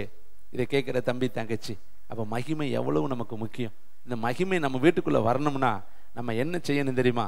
நல்ல மனதார ஸ்தோத்திரம் பண்ணணும். அந்த ஸ்தோத்திரம் வர வர வர வர வர வர வர தேவனுடைய கிருபையின் ஆவியானவர், கிருபையின் தேவன் உன் வீட்டுக்குள்ள இறங்க ஆரம்பிச்சிருவார். இறங்க ஆரம்பிச்ச உடனே தேவனுடைய இணையற்ற ஒரு மகிமை, ஆசாரியர்களை மூடின மகிமை, நிற்கக்கூடாதபடிக்கு மூடின அந்த மகிமை, பெட்டி மேல இருந்த அந்த தேவனுடைய மகிமை உங்க வீட்டு மேலையும் வந்து மூட ஆரம்பிச்சிடும். பாருங்க, யோபுவை பத்தி பிசாசு சொல்லும் பொழுது சொல்றேன், விருதாவாகவா அவன் உண்மை சேவிக்கிறேன். அவன் சேவிக்கிறதுக்கு ஒரு காரணம் இருக்கு தெரியுமா? நீர் அவனையும் அவனுக்கு உண்டான எல்லாவற்றையும் சுற்றி வேலி அடைக்கவில்லையோ. அப்ப பிசாசுக்கு தெரியுது, யோபு வீட்டை நான் தொட முடியாது. ஏனென்றால் யோபு வீட்டை கர்த்தர் வேலி அடைத்து வைத்திருக்கிறார். அவருடைய மகிமை யோபு மேல இருக்குது. அதனாலதான் அவனால தொடவே முடியல. அவனுடைய ஆட்டை தொட முடியல, மாட்டை தொட முடியல, எருதை தொட முடியல, ஒட்டகத்தை தொட முடியல, 10 பிள்ளைகளை தொட முடியல, அவனுடைய பணிவிடைக்காரனை தொட முடியல. மொத்தத்தில் யோபுவுடைய எல்லை முழுவதும் தேவனுடைய பள்ளத்த மகிமை இருக்குது. காரணம், யோபு காலைதோறும் தன் பிள்ளைகளுக்காக பலி செலுத்திக்கிட்டே இருக்கான், மாலைதோறும் பலி செலுத்திக்கிட்டே இருக்கான். எப்போ பார்த்தாலும் அவன் தேவனுக்கு பயந்து பொல்லாப்புக்கு விலகுகிறவன். இவனை போல பூமியில ஒருவனுமே இல்லை. அவனுக்கு எத்தனை குடும்பம் இருந்தாலும், எத்தனை வேலை இருந்தாலும், எத்தனை வேலையாட்கள் இருந்தாலும், அவன் ஒரே ஒரு பிரதானமான வேலை செய்கிறான், எப்பொழுதுமே தேவனுக்கு பயந்து பொல்லாப்புக்கு விலகுகிறவன். அவனை போல ஒருவனும் இல்லை என்று மனிதர்கள் சாட்சி கொடுக்கல. 2 முறை கர்த்தரே சாத்தானிட்ட சொல்றாரு, அவனை கண்ணம் வைத்தாயோ, அவன் மேல நீ கவனம் வைத்தாயோ, எங்க வர்ற, பூமி எங்க சுற்றி திரிஞ்சிட்டு வர்றேன், என் தாசனாகிய யோபுவின் மேல் கவனம் வைத்தாயோ. அந்த வார்த்தையை சொல்றாரு, என் தாசனாகிய யோபுவின் மேல் கவனம் வைத்தாயோ. அப்ப காரணமில்லாமல் நீ என்னை தூண்டி விட்டியே, அவனுடைய உத்தமத்தை சோதிக்க நீ என்னை தூண்டி விட்டியே. ஆனாலும் அவன் இன்னமும் தன்னுடைய உத்தமத்துல எப்படி இருக்கிற, உறுதியா இருக்க. பக்கத்துல பார்த்து சொல்லுங்க, எத்தனை சோதனை வந்தாலும் உங்க உத்தமத்தை மட்டும் நீங்க என்ன செய்யாதீங்க. இதெல்லாம் ஒரு சோதனை காலம். நீ சோதிச்ச பின்னாடி கர்த்தர் உன்னை சாதனையாளராக, இந்த உலகத்தை அசைக்கக்கூடிய ஒரு தேவனுடைய மனுஷனாக, மனுஷியாக உன்னை கர்த்தர் மாற்றிடுவார். உன்னை சோதிக்கப்பட்ட பின்பு நீ பொண்ணா மாறுவ. வேதத்தில் இருக்கிற அத்தனை பாத்திரங்களும் சோதிக்கப்பட்டுச்சு. ஏசப்பாவும் சோதிக்கப்பட்டார். சாத்தான் அவரை சோதிக்கும்படி வனாந்தரத்திற்கு என்ன செஞ்சான, கொண்டு போனான். ஏசப்பா ஆவியானவருடைய உதவியோடு, ஆவியானவர் சாத்தானால் சோதிக்கப்படுவதற்கு வனாந்தரத்துக்கு கூட்டிட்டு போனாராம். அவரே கூட்டிட்டு போய் விடுறார். 40 நாள் அவருக்கு பசி உண்டாயிற்று. அந்த பசியை பயன்படுத்தி பிசாசு வந்து சொல்றான், நீ தேவனுடைய குமாரனானால் கல்லுகளெல்லாம் அப்பமாக்கும்பா. அடுத்து கேட்குற, நீ உண்மையிலே தேவனுடைய குமாரனா, அங்கிருந்து குதி பார்க்கலாம். எங்க உன்னை தேவதூதர்கள் தாங்குவாங்கன்னு போட்டிருக்கு இல்லையா, நீ குதி பார்க்கலாம். எப்படி தூண்டி விடுறேன் பாரு. தேவகுமாரனாகிய இயேசுவையே குதிக்க சொல்லி அவருடைய வார்த்தைக்கு, அவனுடைய வார்த்தைக்கு அவரை கீழ்ப்படுத்தும்படி தந்திரமாய் அவனை யோசனை. கர்த்தர் சொல்றார், தேவனை பரீட்சை பாராதிருப்பாய் என்று எழுதியிருக்கிறதை அப்பாலே போ சாத்தானே. நீங்களும் சில இடத்துல இப்படி சொல்லணுங்க, வந்து தூண்டி விடுவேன். எங்க நீ தேவனுடைய குமாரனானா குடி பார்க்கலாம், குதி பார்க்கலாம், இறங்கு பார்க்கலாம், தொட்டு பார்க்கலாம், இதை செஞ்சு பாரு, எங்க டிவியை பாரு, அதெல்லாம் ஒன்றும் பாவம் கிடையாது, அது உன்னையெல்லாம் தொடாது. நீங்க தேவனுடைய குமாரனான நீ பாரு பார்க்கலாம். நம்ம உடனே சொல்றதுன்னா அதெல்லாம் இல்லை, என்னையெல்லாம் ஒன்றும் தொடாது, நான் மனசளவுலாம் கரெக்டாக இருப்பேன், என்ன தலைவில நான் கரெக்டாக இருப்பேன்னுட்டு நீ உட்காந்து வாயை பிளந்து பார்த்துக்கிட்டு இருந்தேனா இதுக்கு அவனுக்கு அழகா உன்னை விழுக்காட்டுவதற்கு அது ஏதுகரம். அப்போ நீங்கள் ஞானமாக என்ன பண்ணணும்? தீமையை விட்டு விலகணும், தீமையை விட்டு விலகணும். கிறிஸ்துவின் நாமத்தை சொல்லுகிற எவனும் அநியாயத்தை விட்டு விலக கடவுன் என்பதே அதற்கு முத்திரையாக இருக்கிறது என்று பவுல் தீமோத்தேயுக்கு எழுதுறார். இதை கேட்குற தம்பி தங்கச்சி, இன்னும் சில ஒரு வசனங்களை நான் காண்பிக்கிறேன். தேவனுடைய மகிமை எங்கெல்லாம் இருந்துச்சு வேதத்தில், இப்போ நமக்குள்ளே எங்கே இருக்குன்னு நான் உங்களுக்கு காண்பிக்க விரும்புகிறேன். ஏசாயா 6ஆம் அதிகாரம் 3ஆம் வசனத்தை எல்லாரும் எடுத்து வாசிக்கல, தெரிஞ்ச பகுதி தான், எல்லாமே உங்களுக்கு நல்ல தெளிவாக தெரியும். வேதத்தை நீங்கள் நிறைய படிக்கிறீங்க, ஆனால் இந்த இடத்துல வரும்பொழுது நம்முடைய மைண்டில் இதெல்லாம் இருக்கணும். தேவ தூதர்கள், கேருபீன்கள், நிறைய ஏஞ்சல்ஸ் இருக்காங்க. ஏஞ்சல்ஸில் நிறைய வெரைட்டிஸ் இருக்குது. கேப்ரியல் இருக்கிறாங்க, மிகாவேல் இருக்கிறாங்க, ஜீவன்கள் இருக்குது, கேராபீன்கள் இருக்காங்க, சேராபீன்கள் இருக்கிறாங்க. இப்படியே பல கூட்டத்தில் ஒரு கூட்டம் தான் லூசிபர். அவனை தான் கர்த்தர் சபித்து இந்த பூமிக்கு என்ன பண்ணிட்டார்? பிசாசா அனுப்பிட்டார். அவனும் ஒரு ஏஞ்சல், அவனும் தேவனுடைய சமூகத்தில் ஆராதனை கூடத்தில் இருந்தவன்.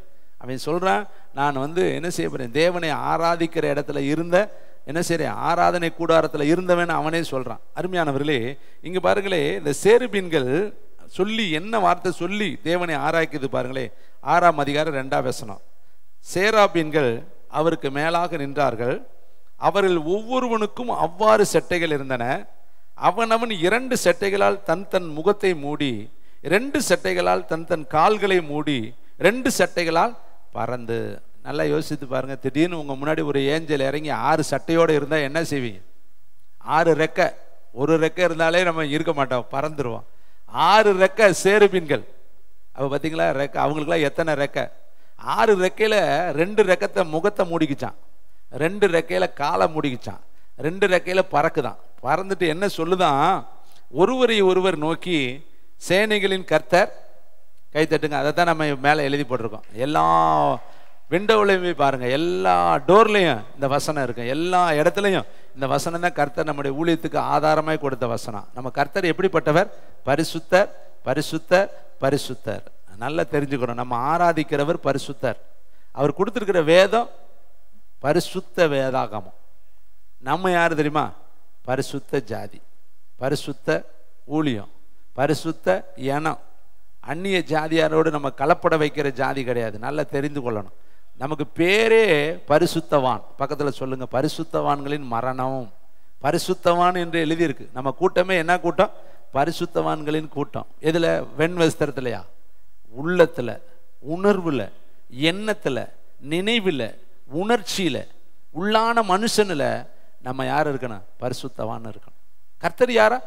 நான் பரிசுத்தர், பரிசுத்தர், பரிசுத்தர். கேருபீன்கள் சொல்லுது, எல்லாம் பறந்துக்கிட்டு என்ன சொல்லுது? ஒருவரை ஒருவர் நோக்கி சேனைகளின் கர்த்தர் பரிசுத்தர், பரிசுத்தர், பரிசுத்தர். கைத்தட்டுங்க. பூமி அனைத்தும் அவருடைய மகிமையினால் நிறைந்திருக்கிறது என்று கூப்பிட்டு சொன்னார்கள். பரலோக மகிமை இப்போ எங்கே இறங்கிருச்சான்? பூமியில் இறங்கிருச்சு.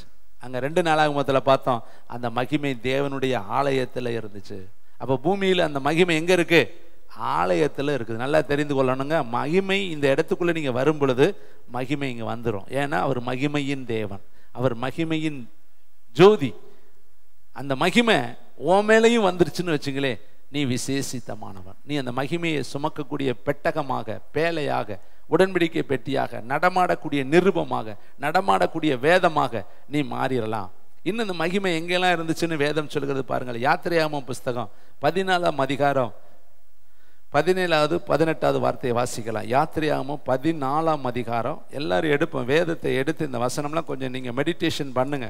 இதெல்லாம் நம்ம வேதத்தில் இருக்கிற மகிமையான வேத வசனங்கள். இந்த வசனங்கள் எல்லாம் நம்ம படிச்சுட்டு காற்றில் விட்டுட்டு போயிடாதபடி அவைகள் எல்லாம் நம்ம திரும்பவும் நம்ம தியானம் பண்ணும் பொழுது கர்த்தர் நமக்கு பெரிய காரியங்களை செய்வார். மற்ற யாத்திரையாகமம் 14ஆம் அதிகாரம் 17ஆம் வசனம்.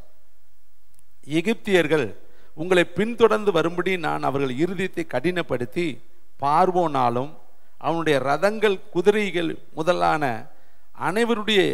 அவனுடைய எல்லா இராணுவத்தாலும் என்ன பண்ணுவேன்?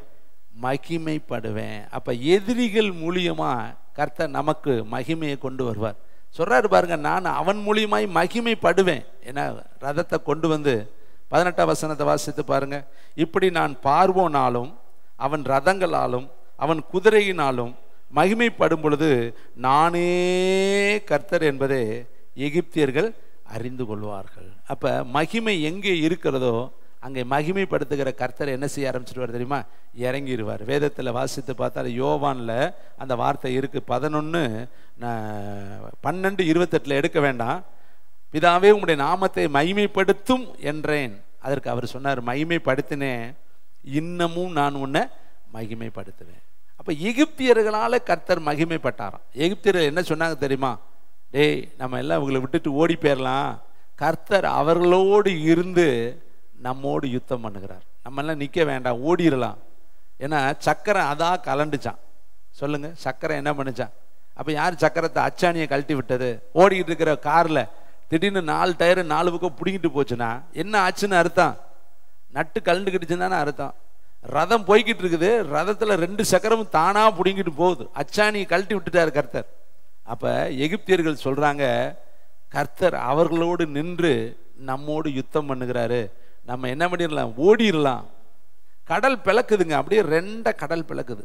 இயற்கைக்கு அப்பாற்பட்ட ஒரு காரியம், கிரகிக்க முடியாத ஒரு காரியம். இதுவரையும் அந்த கடல் உருவான காலம் வரையும் அது கடலாக தான் இருக்குது. ஆனால் அன்று தான் முதல்ல அந்த கடலே தனக்குள்ளிருந்து ஒரு வழியை விடுது. அந்த பாதை இஸ்ரவேலர்களுக்கு வெளிச்சமாகவும் மகிமையாகவும் இருந்துச்சான். அதே பாதை எகிப்தியர்களுக்கு காரிருளாகவும் அழிவின் பாதையாக இருந்துச்சான். கைத்தட்டி கர்த்தருக்கு நன்றி சொல்லுங்க. அப்போ மகிமை முன்னாடி போகும், தேவனுடைய மகிமை முன்னாடி போக போக பாதை தானா திறக்குது. கடல் தானா திறந்து, அது கடல் திறந்தா என்ன ஆகும்? சேறு இருக்கும், சகதி இருக்கும், நண்டு இருக்கும், பாம்பு இருக்கும். அங்கே இருக்கக்கூடிய எல்லா கடல்வாசிகள், கடலில் இருக்கக்கூடிய எல்லா ஜீவராசிகள் இருக்கும் இல்லையா? அது எவ்வளவு வருஷம் அது தண்ணி இருக்கிற இடம், அது சேறு சகதியத்தானே இருக்கணும். ஆனால் அங்கே அப்படி எழுதப்படலை. அது அப்படியே தார் ரோடு மாதிரி, பைபாஸ் ரோடு மாதிரி, என்கச் ரோடு மாதிரி அப்படியே ரதங்கள் மக்கள் நடப்பதற்கு ஏதுகரமாக எல்லாவற்றையும் ஒரே நொடியில் முன்னாடி போகிற மகிமை அப்படியே அதை செய்து கொண்டே போச்சான். கைத்தட்டி கதை உங்களுக்கும் அப்படி செய்வாருங்க.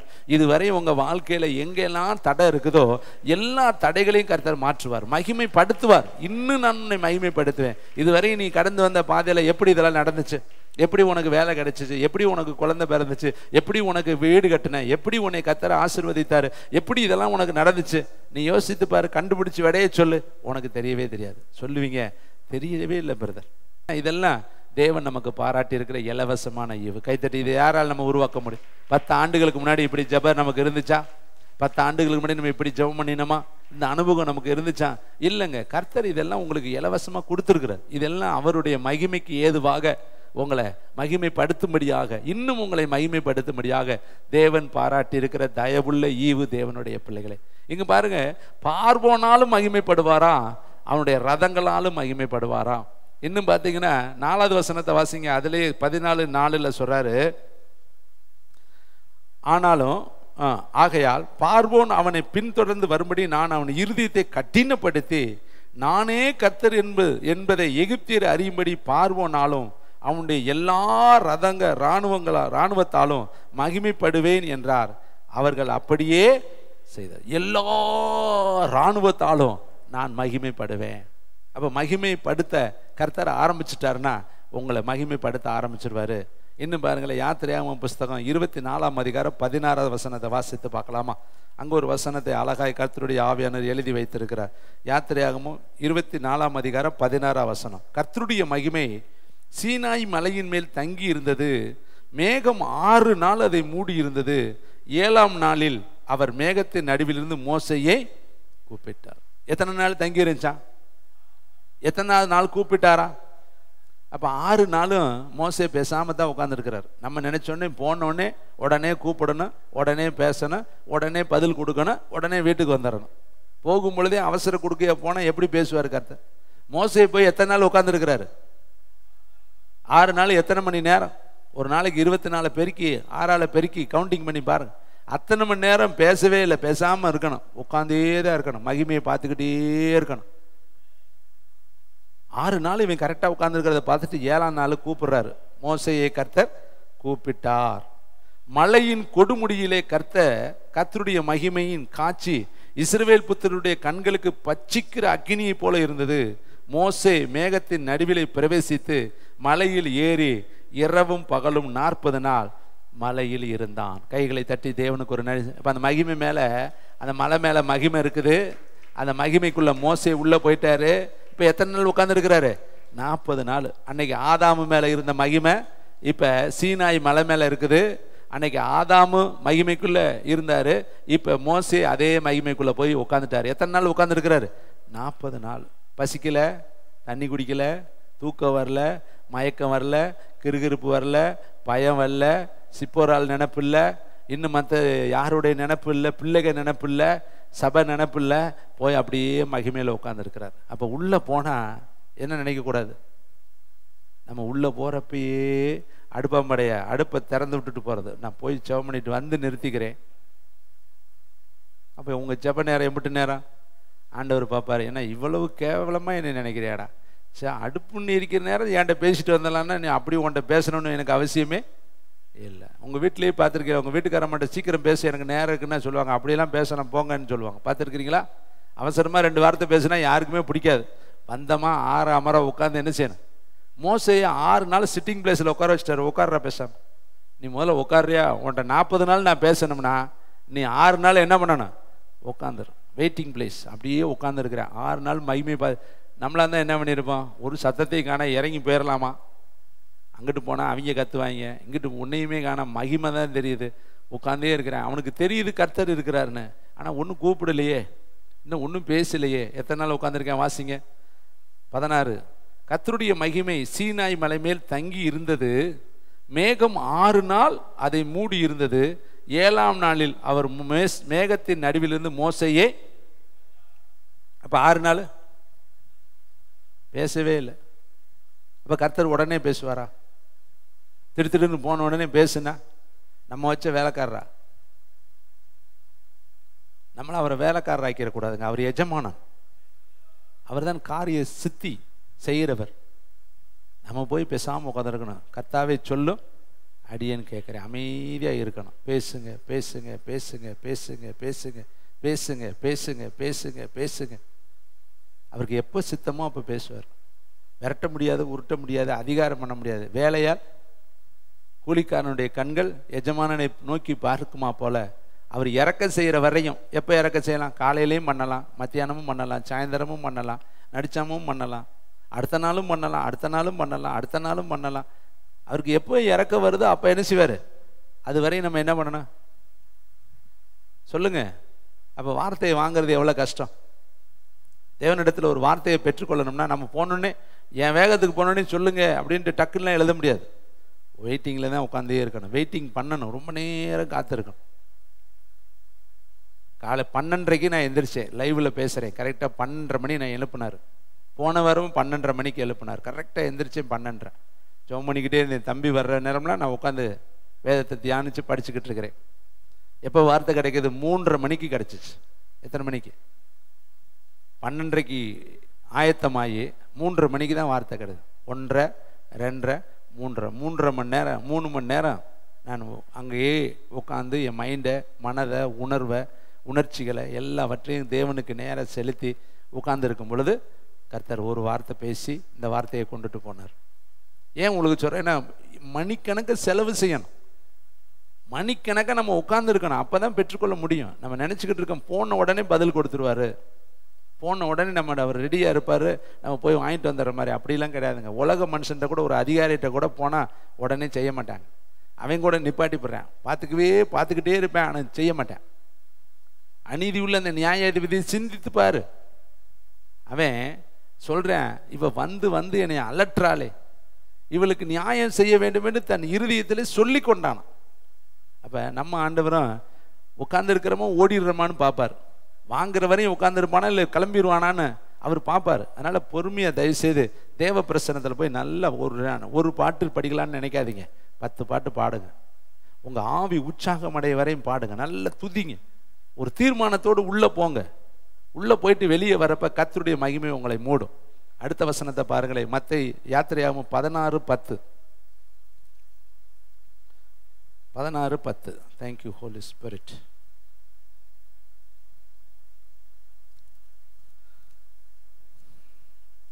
ஆரோனும்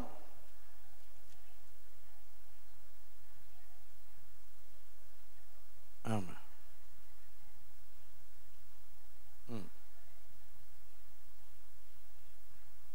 கர்த்தருடைய மகிமை, ஆமென், கர்த்தருடைய மகிமை மேகத்திலே காணப்பட்டுச்சு. இப்போ திரும்பி பார்த்தார்கள், மீண்டும் வாசிங்க. ஆரோன் இஸ்ரவேல் புத்திரரை சபையார் எல்லாரும் இதை சொல்லுகிற பொழுது என்ன சொன்னாங்க? அங்கே வசனத்தை மேலேருந்து நீங்கள் வாசிச்சுட்டு வந்தீங்கன்னா அது உங்களுக்கு புரியும். அவர்கள் வனாந்தர திசையாக திரும்பி பார்த்தார்கள், அப்பொழுது கர்த்தருடைய மகிமை மேகத்திலே காணப்படும். இந்த வார்த்தை ரொம்ப முக்கியம். அங்கே சீனாய் மலை மேலே காணப்பட்டுச்சு, இங்கே எங்கே காணப்படுது? மேகத்தில் காணப்பட்டுச்சு, ஆலயத்தில் காணப்பட்டுச்சு. இப்படி கர்த்தருடைய மகிமை பல இடங்களில் இருக்குது. தேவனுடைய பிள்ளைகளை, நம்ம அந்த மகிமையை ருசிக்கணும்னா அதனால தான் நம்ம பாட்டு பாடுறோம், மேகமே மகிமையின் மேகமே இறங்கி வாருமே என்று பாடுறோம். அப்போ மகிமை மேகத்திலையும் இருக்குது. அந்த மகிமையை நம்ம ருசிக்கணும்னா அந்த பிரசன்னத்தை நம்ம வாஞ்சிக்கணும். தேவனுடைய பிள்ளைகளே, இன்னும் மகிமை எங்கே இருக்குது பாருங்க. அதே 16ஆம் அதிகாரம் யாத்திரையாகவும் 16:7 வாசித்து பாருங்க. விடியற் காலத்திலே கர்த்தருடைய மகிமையை காண்பீர்கள். கர்த்தருக்கு விரோதமாய் உங்கள் முறுமுறுப்புகளை அவர் கேட்டார், நீங்கள் எங்களுக்கு விரோதமாய் முறுமுறுக்கிறதற்கு நாங்கள் எம்மாத்திரம் என்றார். இப்போ கர்த்தருடைய மகிமை எங்கே இருக்குதான்? கர்த்தருடைய மகிமை விடியற் காலத்திலே காண்பீர்கள். அப்போ விடிய காலத்திலையும் நம்ம கர்த்தருடைய மகிமையை பார்க்கலாம், மேகத்திலையும் கர்த்தருடைய மகிமையை பார்க்கலாம், சீனாய் மலையிலும் கர்த்தருடைய மகிமையை பார்க்கலாம், அடுத்து ஆலயத்திலும் தேவனுடைய மகிமையை நம்ம பார்க்கலாம், பாட்டு பாடி ஆராதித்து ஒருமுகமாக இருக்கும் பொழுதும் கர்த்தருடைய மகிமையை நம்ம பார்க்கலாம். இத்தனை இடத்துலையும் கர்த்தருடைய மகிமை இருப்பதை நம்ம பார்க்க முடியும். அடுத்து பாருங்களே, யாத்திரையாகமம் 24:17 மறுநாளிலே மலையின் கொடுமுடியிலே கர்த்தருடைய மகிமையின் காட்சி இஸ்ரவேல் புத்திரருடைய கண்களுக்கு பட்சிக்கிற அக்னியை போல இருந்தது. மோசே மேகத்தின் நடுவில் பிரவேசித்து மலையின் மேல் ஏறி இரவும் பகலும் 40 நாள் மலையில் இருந்தான். இப்ப கர்த்தருடைய மகிமை கொடுமுடியில், மலையின் கொடுமுடியிலே கர்த்தருடைய மகிமையின் காட்சி இஸ்ரவேல் புத்திரருடைய கண்களுக்கு பட்சிக்கிற அக்னியை போல இருந்தது. இப்ப இது எங்க இருக்குது? கொடுமுடி. இந்த வார்த்தையை நீங்க வேற இடத்துல கேட்டிருப்பீங்க, அங்க போறோம் இங்க போறோம்னு சொல்லுவாங்க. இது வேதத்தில் இருக்கு. சீனாய் மலையினுடைய உயரமான ஒரு இடம் தான் கொடுமுடி. அந்த இடத்துல என்ன இருக்குதான்? மகிமை இருக்குது.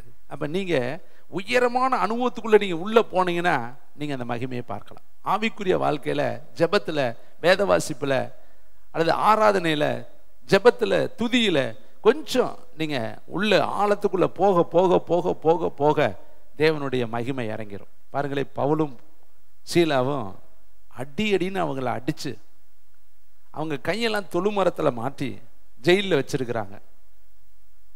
இப்போ அவர்கள் என்ன செய்தார்கள் என்று சொல்லி அப்போஸ்தலர் 16ஆம் அதிகாரத்துக்கு நீங்கள் வாங்க, அங்கே எப்படி தேவனுடைய மகிமை இறங்கினது, அவர்கள் செய்த அந்த காரிய நற்கிரியை என்ன, அந்த கிரிகளின் நிமித்தம் தான் கர்த்தர் அங்கே இறங்கினார். ஒருவேளை அவங்க வருத்தத்தோடு ஊமையாக உம்முன்னு உட்கார்ந்துருந்தாங்கன்னா அவங்க தேவனுடைய மகிமையை பார்த்துருக்கவே முடியாது. வசனத்தை வாசிக்கலாம். 25ஆம் வசனம் 23லேருந்து வாசிங்க. அவர்களை அநேக அடி அடித்த பின்பு, நல்லா கவனிக்கணும், எத்தனை அடின்னு எழுதப்படல, ஆனால் அநேக அடி அடித்த பின்பு சிறைச்சாலையிலே வைத்து அவர்களை பத்திரமாய் காக்கும்படி சிறைச்சாலைக்காரனுக்கு கட்டளையிட்டார்கள். அவன் இப்படிப்பட்ட கட்டளையை பெற்று அவர்களை உட்காவலறையிலே அடைத்து அவர்கள் கால்களை தொழுமரத்திலே, ஏற்கனவே ஜெயிலு, அதில் காலையும் கையும் பிடிச்சி என்ன பண்ணி வச்சுக்கிட்டேன், நல்லா கவனிங்க. அவன் எங்கே போக போகிறேன்? ஜெயிலில் போட்டவன, அவனைத்தான் அடி அடின்னு அடித்தாச்சு, இன்னும் மிதின்னு மிதிச்சாச்சு. அவனை எங்கனையாவது உட்காடுறானா உட்காந்துட்டு போகிறேன். பாருங்க, அந்த பிசாசு எவ்வளவு சித்திரவதைப்படுத்துது பார். கொண்டு போய் காலையும் கையும் தொழு மரத்தில் கட்டிட்டாங்களாம். மாட்டை கட்டுற மாதிரி கட்டி வச்சுட்டாங்க. இப்போ அடி ஒரு பக்கம் பட்டிருக்காங்க. சாப்பாடு கொடுத்துருப்பாங்களா? தண்ணி கொடுத்துருப்பாங்களா? அவங்களுடைய உடம்புல ஏற்பட்ட அந்த வலிக்கு நிவாரணம் கொடுத்துருப்பாங்களா? சரி, வலிந்து கொண்டு இருக்கிற ரத்தத்துக்கு ஏதாவது ஒரு துடைக்கும்படி ஏதாவது செஞ்சுருப்பாங்களா? ஏன்னா அவன் ஏற்கனவே இவங்க மேலே விரோதமாக இருக்கிறவன். எவ்வளோ ரத்தம் வந்தாலும் அவன் கண்டுக்கவே மாட்டான். அவன் கொடூரமானவன். அவன் கையில் இவங்க மாட்டியிருக்கிறாங்க. சரி, இவ்வளவு வேதனையுள்ள நபர்களை காலையும் கையையும் கட்டி போட்டானே, எப்படி இருக்கு அவங்களுக்கு பாருங்க. ஆனால் எல்லாம் கட்டி போட்டாலும் அவங்க எப்படி இருந்தாங்களாம் பாருங்களேன். வேதம் சொல்லுது 25ஆவது நடு ராத்திரியிலே, அது என்ன நைட்டு, மிட் நைட், நடு ராத்திரி, நடு நிசி, அந்த நேரத்தில் இவங்க என்ன பண்ணாங்க? பவுலும் சீலாவும் ஜெபம் பண்ணி தேவனை துதித்து பாடினார். இவங்க செஞ்ச வேலை பாடல், துதி, ஜெபம். துதி ஜெபம், பாட்டு ஆராதனை ஜெபம், இதுதான். 2 பேரும் இதைத்தான் செஞ்சுக்கிட்டே இருக்காங்க. ஏன்னா இவங்க 2 பேரும் அனாயிட்டிங் பர்சன், இவங்க 2 பேரும் அபிஷேகத்தில் நிரம்பினவர்கள். அதுக்கு முந்தின அதிகாரத்தில் பாருங்களே, 13ஆம் வசனம், ஓய்வு நாளிலே நாங்கள் பட்டணத்துக்கு வெளியே போய் ஆற்றின் அருகே வழக்கமாய் ஜெபம் பண்ணுகிற இடத்துல உட்கார்ந்து அங்கே கூடியிருந்த ஸ்திரீகளுக்கு உபதேசம். அப்போ இவங்க வழக்கமாக ஜெபிக்கிறவங்க, வழக்கமாக உபதேசம் பண்ணுறவங்க. எப்பொழுதுமே ஜெபம் உபதேசம், ஜெபம் ஊழியம், ஜெபம் ஊழியம் அற்புதம் அடையாளம், இப்படி பாதையில் போய்கிட்டே இருக்கிறவங்க. அழைக்கப்பட்ட அழைப்புல இருந்து இவங்க இதே வேலையை தான் போகிறாங்க. ஆனால் இப்படிப்பட்டவங்களை அடித்து தொழுமரத்தில் மாட்டி இவங்களுக்கு தண்ணி கொடுக்காம ஒரு உதவியும் செய்யாமல் இவங்களை போட்டிருக்கிற பொழுது இவங்க என்ன செய்ய ஆரம்பித்தாங்க? எரேமியா 33:3 ஆபத்து காலத்தில் என்னை நோக்கி கூப்பிடு, நான் உனக்கு மறு உத்தரவு கொடுப்பேன், நீ அறியாதது உனக்கு எட்டாவதுமான பெரிய காரியத்தை செய்வேன் என்று கர்த்தர் எழுதி வைத்திருக்கிறார் இல்லையா? இங்கே பாருங்களேன், வேதம் சொல்லுது நட்டு ராத்திரில ஜெபம் பண்ணினார்கள். என்னதுக்கு ஜெபம் பண்ணியிருப்பாங்க? கொஞ்சம் நீங்கள் என்னைக்காவது அதை உட்காந்து யோசித்து பார்த்துருக்கிறீங்களா? இவங்களுக்கு குடும்பம் கிடையாது, இவங்களுக்கு ஊழியம் மட்டும்தான் இன்றைக்கு அவங்க செஞ்சிட்டு இருக்காங்க. அப்போ என்னத்துக்கு ஜெபம் பண்ணியிருப்பாங்க? நான் நினைக்கிறேன், எங்களை அடி வாங்கினதுக்காக ஸ்தோத்திர ஆண்டவர், எங்களை அடித்தவங்களுக்காக ஸ்தோத்திர ஆண்டவர், இப்படிப்பட்ட அடி வாங்க எங்களை பாத்திரவனாய் நினைச்சீரே ஸ்தோத்திர ஆண்டவர், ஊழியம் தடையில்லாமல் நடக்கணும் எதையாவது சொல்லி அவர்கள் ஜெபம் பண்ணி ஜெபம் பண்ணி ஜெபம் பண்ணி பலப்பட்டு இந்த சத்தம் அந்த ஜெயில் பூரம் கேட்குது. எல்லாரும் அதை கவனித்து கேட்டுக்கொண்டு இருக்கிறாங்க. வேதனை ஒரு பக்கம், உபத்திரவு ஒரு பக்கம், கட்டு ஒரு பக்கம், காவல் ஒரு பக்கம், நிந்தை ஒரு பக்கம், எத்தனை இருந்தாலும் இவங்க ஜெபத்தை நிறுத்தவே இல்லை. இதை கேட்குற தம்பி தங்கச்சி, உனக்கு எத்தனை பிரச்சனை இருந்தாலும் ஜெபத்தை மட்டும் நிறுத்தாது. உனக்கு ராஜா கையெழுத்து வைத்திருந்தாலும் ஜெபத்தை நிறுத்தாது. பத்திரத்துக்கு கையெழுத்து போடப்பட்டிருந்தாலும் கூட ஜெபத்தை எக்காரணம் முன்னிட்டு நீ என்ன செய்யக்கூடாது? நிறுத்தவே கூடாது. ஏன்னா தானியேலுக்கு தெரியும், ராஜா கையெழுத்து வச்சுட்டாரு, இத்தனை நாள் வேற எந்த ஒரு காரியத்தை நோக்கி ஜெபிக்க கூடாதுன்னு அவனுக்கு தெரிந்திருந்த பொழுதிலும் அவன் வழக்கத்தின்படியே பலகணிகள் திறந்திருக்க, அந்த உப்பிரிகையின் மேலே ஏறி வீட்டினுடைய பலகணிகள் திறந்திருக்க எருசலேமை பார்த்து அவன் ஜெபம் பண்ணினான். அவனுக்கு தெரியுது ஜெபத்தை நிறுத்தக்கூடாது. அப்போ இந்த பவுலுக்கு இத்தனை அடிபட்டாலும் அவனுக்கு தெரியும் அவன் சாதாரண மனிதன் அல்ல, அவன் ஜெபத்திலே வளர்ந்தவன், ஜெபத்திலே உருவானவன், ஜெபத்தில் அவன் 3 நாள் கண்ணு இல்லாமல் உட்கார்ந்து அவன் ஜெபம் பண்ணி அற்புதத்தை பார்த்தவன். அனனியா வந்தது பொழுது அற்புதத்தை அவன் பார்த்தவன். அவன் போகிற இடமெல்லாம் கர்த்தர் அவனை பயன்படுத்தின விதங்களிலே அவன் அற்புதத்தை பார்த்தவன். அவனுக்கு தெரியும் இந்த உபத்திரமும் மகிமையாய் மாறும், அற்புதமாய் மாறும், அதிசயமாய் மாறும். இக்காலத்து பாடுகள் இனி வரப்போகிற மகிமைக்கு ஒப்பிடத்தக்கவை அல்ல. உபத்திரமோ வியாகுலமோ நாசமோசமோ பட்டயமோ என் தேவன் மேலே வைத்திருக்கிற அன்பிலிருந்து என்னை பிரிக்க மாட்டாது என்று இவன் தான் எழுதினவன். அதனால் அவனுக்கு நல்லா தெரியும் இந்த அடியும் அவமானமும் நிந்தையும் ஒரு நாளும் என்னை தேவனுடைய அன்பிலிருந்து பிரிக்காதுன்னு சொல்லி அந்த ராத்திரியிலும் அவன் ஜெபம் பண்ணினான். கையெல்லாம் அடி, காலெல்லாம் அடி, தலையெல்லாம் ரத்தம், உடம்புல இருக்கிற ஒவ்வொரு பகுதியிலையும் அவனுக்கு இரத்த வெள்ளங்கள், கையெல்லாம் கட்டப்பட்டிருக்கு, காலெல்லாம் கட்டப்பட்டிருக்கு. கைத்தட்டி தேவனுக்கு நன்றி. அவன் உணர்வு மட்டும் கட்டப்படலை, அவன் அன்பு மட்டும் கட்டப்படலை. அதனால தான் அவன் எழுதுறான், தேவனின் அன்பிலிருந்து என்னை பிரிப்பவன் யார்? கிறிஸ்துவின் அன்பு என்னை நெருக்கி ஏவுகிறது. பரம அழைப்புதலின் பந்தய பொருளுக்காக லெக்கை நோக்கி நான் ஓடுகிறேன். கர்த்தர் எதற்காக என்னை பிடித்தாரோ அதை நான் பிடித்து கொள்ளும்படி சொல்லுங்க, ஆசையாய் நான் தொடர்கிறேன். என்ன சொல்றாரு? அழுது என் இருதயத்தை மாத்திராதீங்கப்பா, நீங்க அழுது என்னுடைய இருதயத்தை உடைஞ்சு போக பண்ணிடாதீங்கப்பா. நான் மரிப்பதற்கு இல்லை அடிபடுவதற்காக மட்டுமல்ல, நான் சாவதற்கும் மரிப்பதற்கும் ஆயத்தமா இருக்கிறேன். பார்த்தீங்களா? அதாங்க ஊழியத்தினுடைய அனுபவம். எத்தனை பாடுகள் வந்தாலும் பக்கத்துல சொல்லுங்க, உனக்குள்ள சொல்லுங்க, ஜெபத்தை நிறுத்திடாதீங்க. ஜெபத்தை நிறுத்தினா பிசாசு ஜெயித்திருவான், ஜெபம் இல்லாட்டி பிசாசு ஜெயம் எடுத்துருவான். அதனால ஜெபம் தான் நமக்கு சிகரம். கைத்தட்டி கருத்துருக்கு. அதனால தான் ஜெபம் பண்ணுங்க, ஜெபம் பண்ணுங்க, ஜெபம் பண்ணுங்க, சோர்ந்து போகாமல் ஜெபம் பண்ணுங்க, இடைவிடாமல் ஜெபம் பண்ணுங்க, ஜெபத்தில் உறுதியாய் தருத்திருங்க. இது எப்பொழுதும் ஜெபம் பண்ணுங்க. தனிமையில் போய் ஜெபம் பண்ணுங்க, மலையில் போய் ஜெபம் பண்ணுங்க. ஜெபம் ஜெபம் ஜெபம் ஜெபம் எல்லாமே வேதம் முழுசுமே நமக்கு ஜெபத்தை தான் சொல்லி கொடுக்குது. அப்போ ஜெபம் எவ்வளவு முக்கியம் நமக்கு. சரி, இவங்க எல்லாம் அந்த ராத்திரியில் ஜெபம் பண்ணி முடித்த உடனே எப்படி மகிமை விளங்குவதற்கு அது ஏதுவாக இருந்தது? அநேகருடைய ஸ்தோத்திரத்தினாலே கிருபை பெருகு, கிருபை பெருகணுன்னே மகிமை விளங்கும் நம்ம தியானிக்கிறோம் இல்லையா? இப்போ இவங்க பாட்டு பாட பாட்டு பாட பாட்டு பாட தேவனை துதித்து பாடினார்கள். காவலில் வைக்கப்பட்டிருந்தவர்கள் அதை கேட்டு கொண்டு இருந்தார்கள். அப்போ எல்லாரும் சுற்றி நின்று கேட்குறேன், என்ன நினச்சிட்டு கேட்டு இருப்பேன், ஏண்டா உங்களுக்கு இத்தனை அடி வாங்கி அறிவே கிடையாதாடா? இதுக்குனால தான் உங்களை உதவுதன்னு உதச்சி நாங்கள் வச்சிருக்கிறோம், இன்னமும் உங்களுக்கு பாட்டாடா? உங்கள் ஆண்டவர் உங்களுக்கு என்னடா செஞ்சார் பாட்டு பாடிக்கிட்டு கேட்டிருப்பானா கேட்டிருக்க மாட்டான். அவ்வளவு அடி வாங்கிட்டா அவன் துதிச்சு பாடும் பொழுது எல்லாரும் கேட்டுக்கிட்டு இருக்கேன். கேட்டுக்கிட்டு இருக்கும் பொழுது என்ன நடக்குது? 25 வசனம் கைத்தட்டுங்க. சடுதியிலே, சடுதியிலே பக்கத்தில் பார்த்து சொல்லுங்க, உங்கள் வீட்டுக்குள்ளேயும் சடுதியிலே அற்புதம் நடக்கும். சடுதியிலே அற்புதம் நடக்கும். சடுதியிலே கண்கள் திறக்கப்படும். சடுதியிலே எழுப்புதல் வரும். சடுதியிலே மாற்றங்கள் வரும். சடுதியிலே உன் சரீரத்தில் மின்னல் போல தேவனுடைய வல்லமை வரும். சடுதியிலே உன் ஆவிக்குரிய கண்கள், புரியுதா நான் சொல்ற ரிவைவல்? புரியுதா? கேட்டுக்கிட்டே இரு, அற்புதம் நடக்க ஆரம்பிச்சிடும். ஐத்திக்கு கீழே விழுந்தேன், தூக்கி எடுத்து நிறுத்தினாங்க. தபித்தால் செத்து போனால் தூக்கி நிறுத்தினாங்க. கர்த்தர் தூக்கி நிறுத்தினாரு. கர்த்தருடைய ஆவியானவர் எப்போ வேணாலும் நிமிஷம் போல உங்க நடுவில் இறங்கிடுவார். கைத்தட்டி கர்த்தருக்கு நன்றி சொல்லுங்க. விசுவாசிக்கிறவன் பதறான். பயப்படாதீங்க. நீங்க பிரசங்கத்தை கேட்டுக்கிட்டே இருங்க. தேவனுடைய நீ உள்ள ரீச் ஆக ரீச் ஆக ரீச் ஆக அது தேவனுடைய வார்த்தை, பரத்திலிருந்து இறங்கி வருகிற வார்த்தை. அது புகை, இது வெள்ளி குகையில புடமிடப்பட்டிருக்கிற வார்த்தை. அந்த வார்த்தை ஜீவனுள்ள வார்த்தை, தேவனிடத்திலிருந்து புறப்பட்ட வார்த்தை. அது உனக்குள்ள போய் கிரியை செய்ய ஆரம்பிக்கும். தேவனுடைய பிள்ளைகளே பாருங்க, காற்று திசை 4 கர்த்தர் ஆவியை வர சொல்லி எசேக்கியேல் பிரசங்கம் பண்றேன். பிரசங்கம் பண்ணு, இவெல்லாம் உயிரடையுமா? அது உட்கார்ந்து இருக்கிற சைஸை பார்த்தா எப்படி உயிரடையும்? ஒன்று தலை கிடக்குது, ஒன்று கால் கிடக்குது, ஒன்று கை கிடக்குது, ஒன்று இடுப்பு எலும்பு கிடக்குது. எல்லாம் எலும்பு கூடு, எலும்பு கூட்டு பள்ளத்தாக்கில் கொண்டு நிறுத்துறாரு. நல்லா புரியுதா? எல்லாம் எலும்பு, உலர்ந்த எலும்புனா ஒடிஞ்சு போன எலும்பு. 10 வருஷம் 15 வருஷம் ஆனோடனே எப்படி அந்த கல்லறையில் எலும்பெல்லாம் திடனற்று போய் பலனற்று போய் துவண்டு போய் கிடக்கும் இல்லையா? அப்படி எலும்பு கூடுகள் அந்த யுத்த களத்தில் கிடக்குது. கர்த்தர் அதை பார்த்து சொல்றாரு, எசேக்கியேல் இதெல்லாம் உயிரடையுமாங்கிறார். எசேக்கியேல் என்ன சொல்லலாம்? எதாவது சொன்னால் மாட்டிக்குவோம். நம்மளும் அவசரப்பட்டு சொல்லக்கூடாது. புத்தி அவருக்கு சொல்றது நம்ம, இது நடக்காத ஆண்டவரே, இது வேணாம் ஆண்டவரே, இன்னைக்கு வேணாம் ஆண்டவரே, நாளைக்கு பார்த்துக்கலாம் ஆண்டவரே. நம்ம ஆலோசனை. எசேக்கியேல் என்ன சொன்ன? உமக்கே தெரியும் ஆண்டவரே. சரி, அப்போ நீ அதை பார்த்து தீர்க்க தரிசனம் சொல்லு. என்னன்னு சொல்லணும்? கர்த்தருடைய வார்த்தையை கேளுங்கன்னு பிரசங்கம் பண்ண. இப்போ கண்ணு மூடிட்டு அவன் பிரசங்கம் பண்றான். எலும்புகளே கர்த்தருடைய வார்த்தையை கேளுங்கள், காற்று திசை 4 கர்த்தருடைய ஆவி இதன் மேல் வந்து மோதுவதாக. கைத்தட்டுங்க, மோதிருச்சு.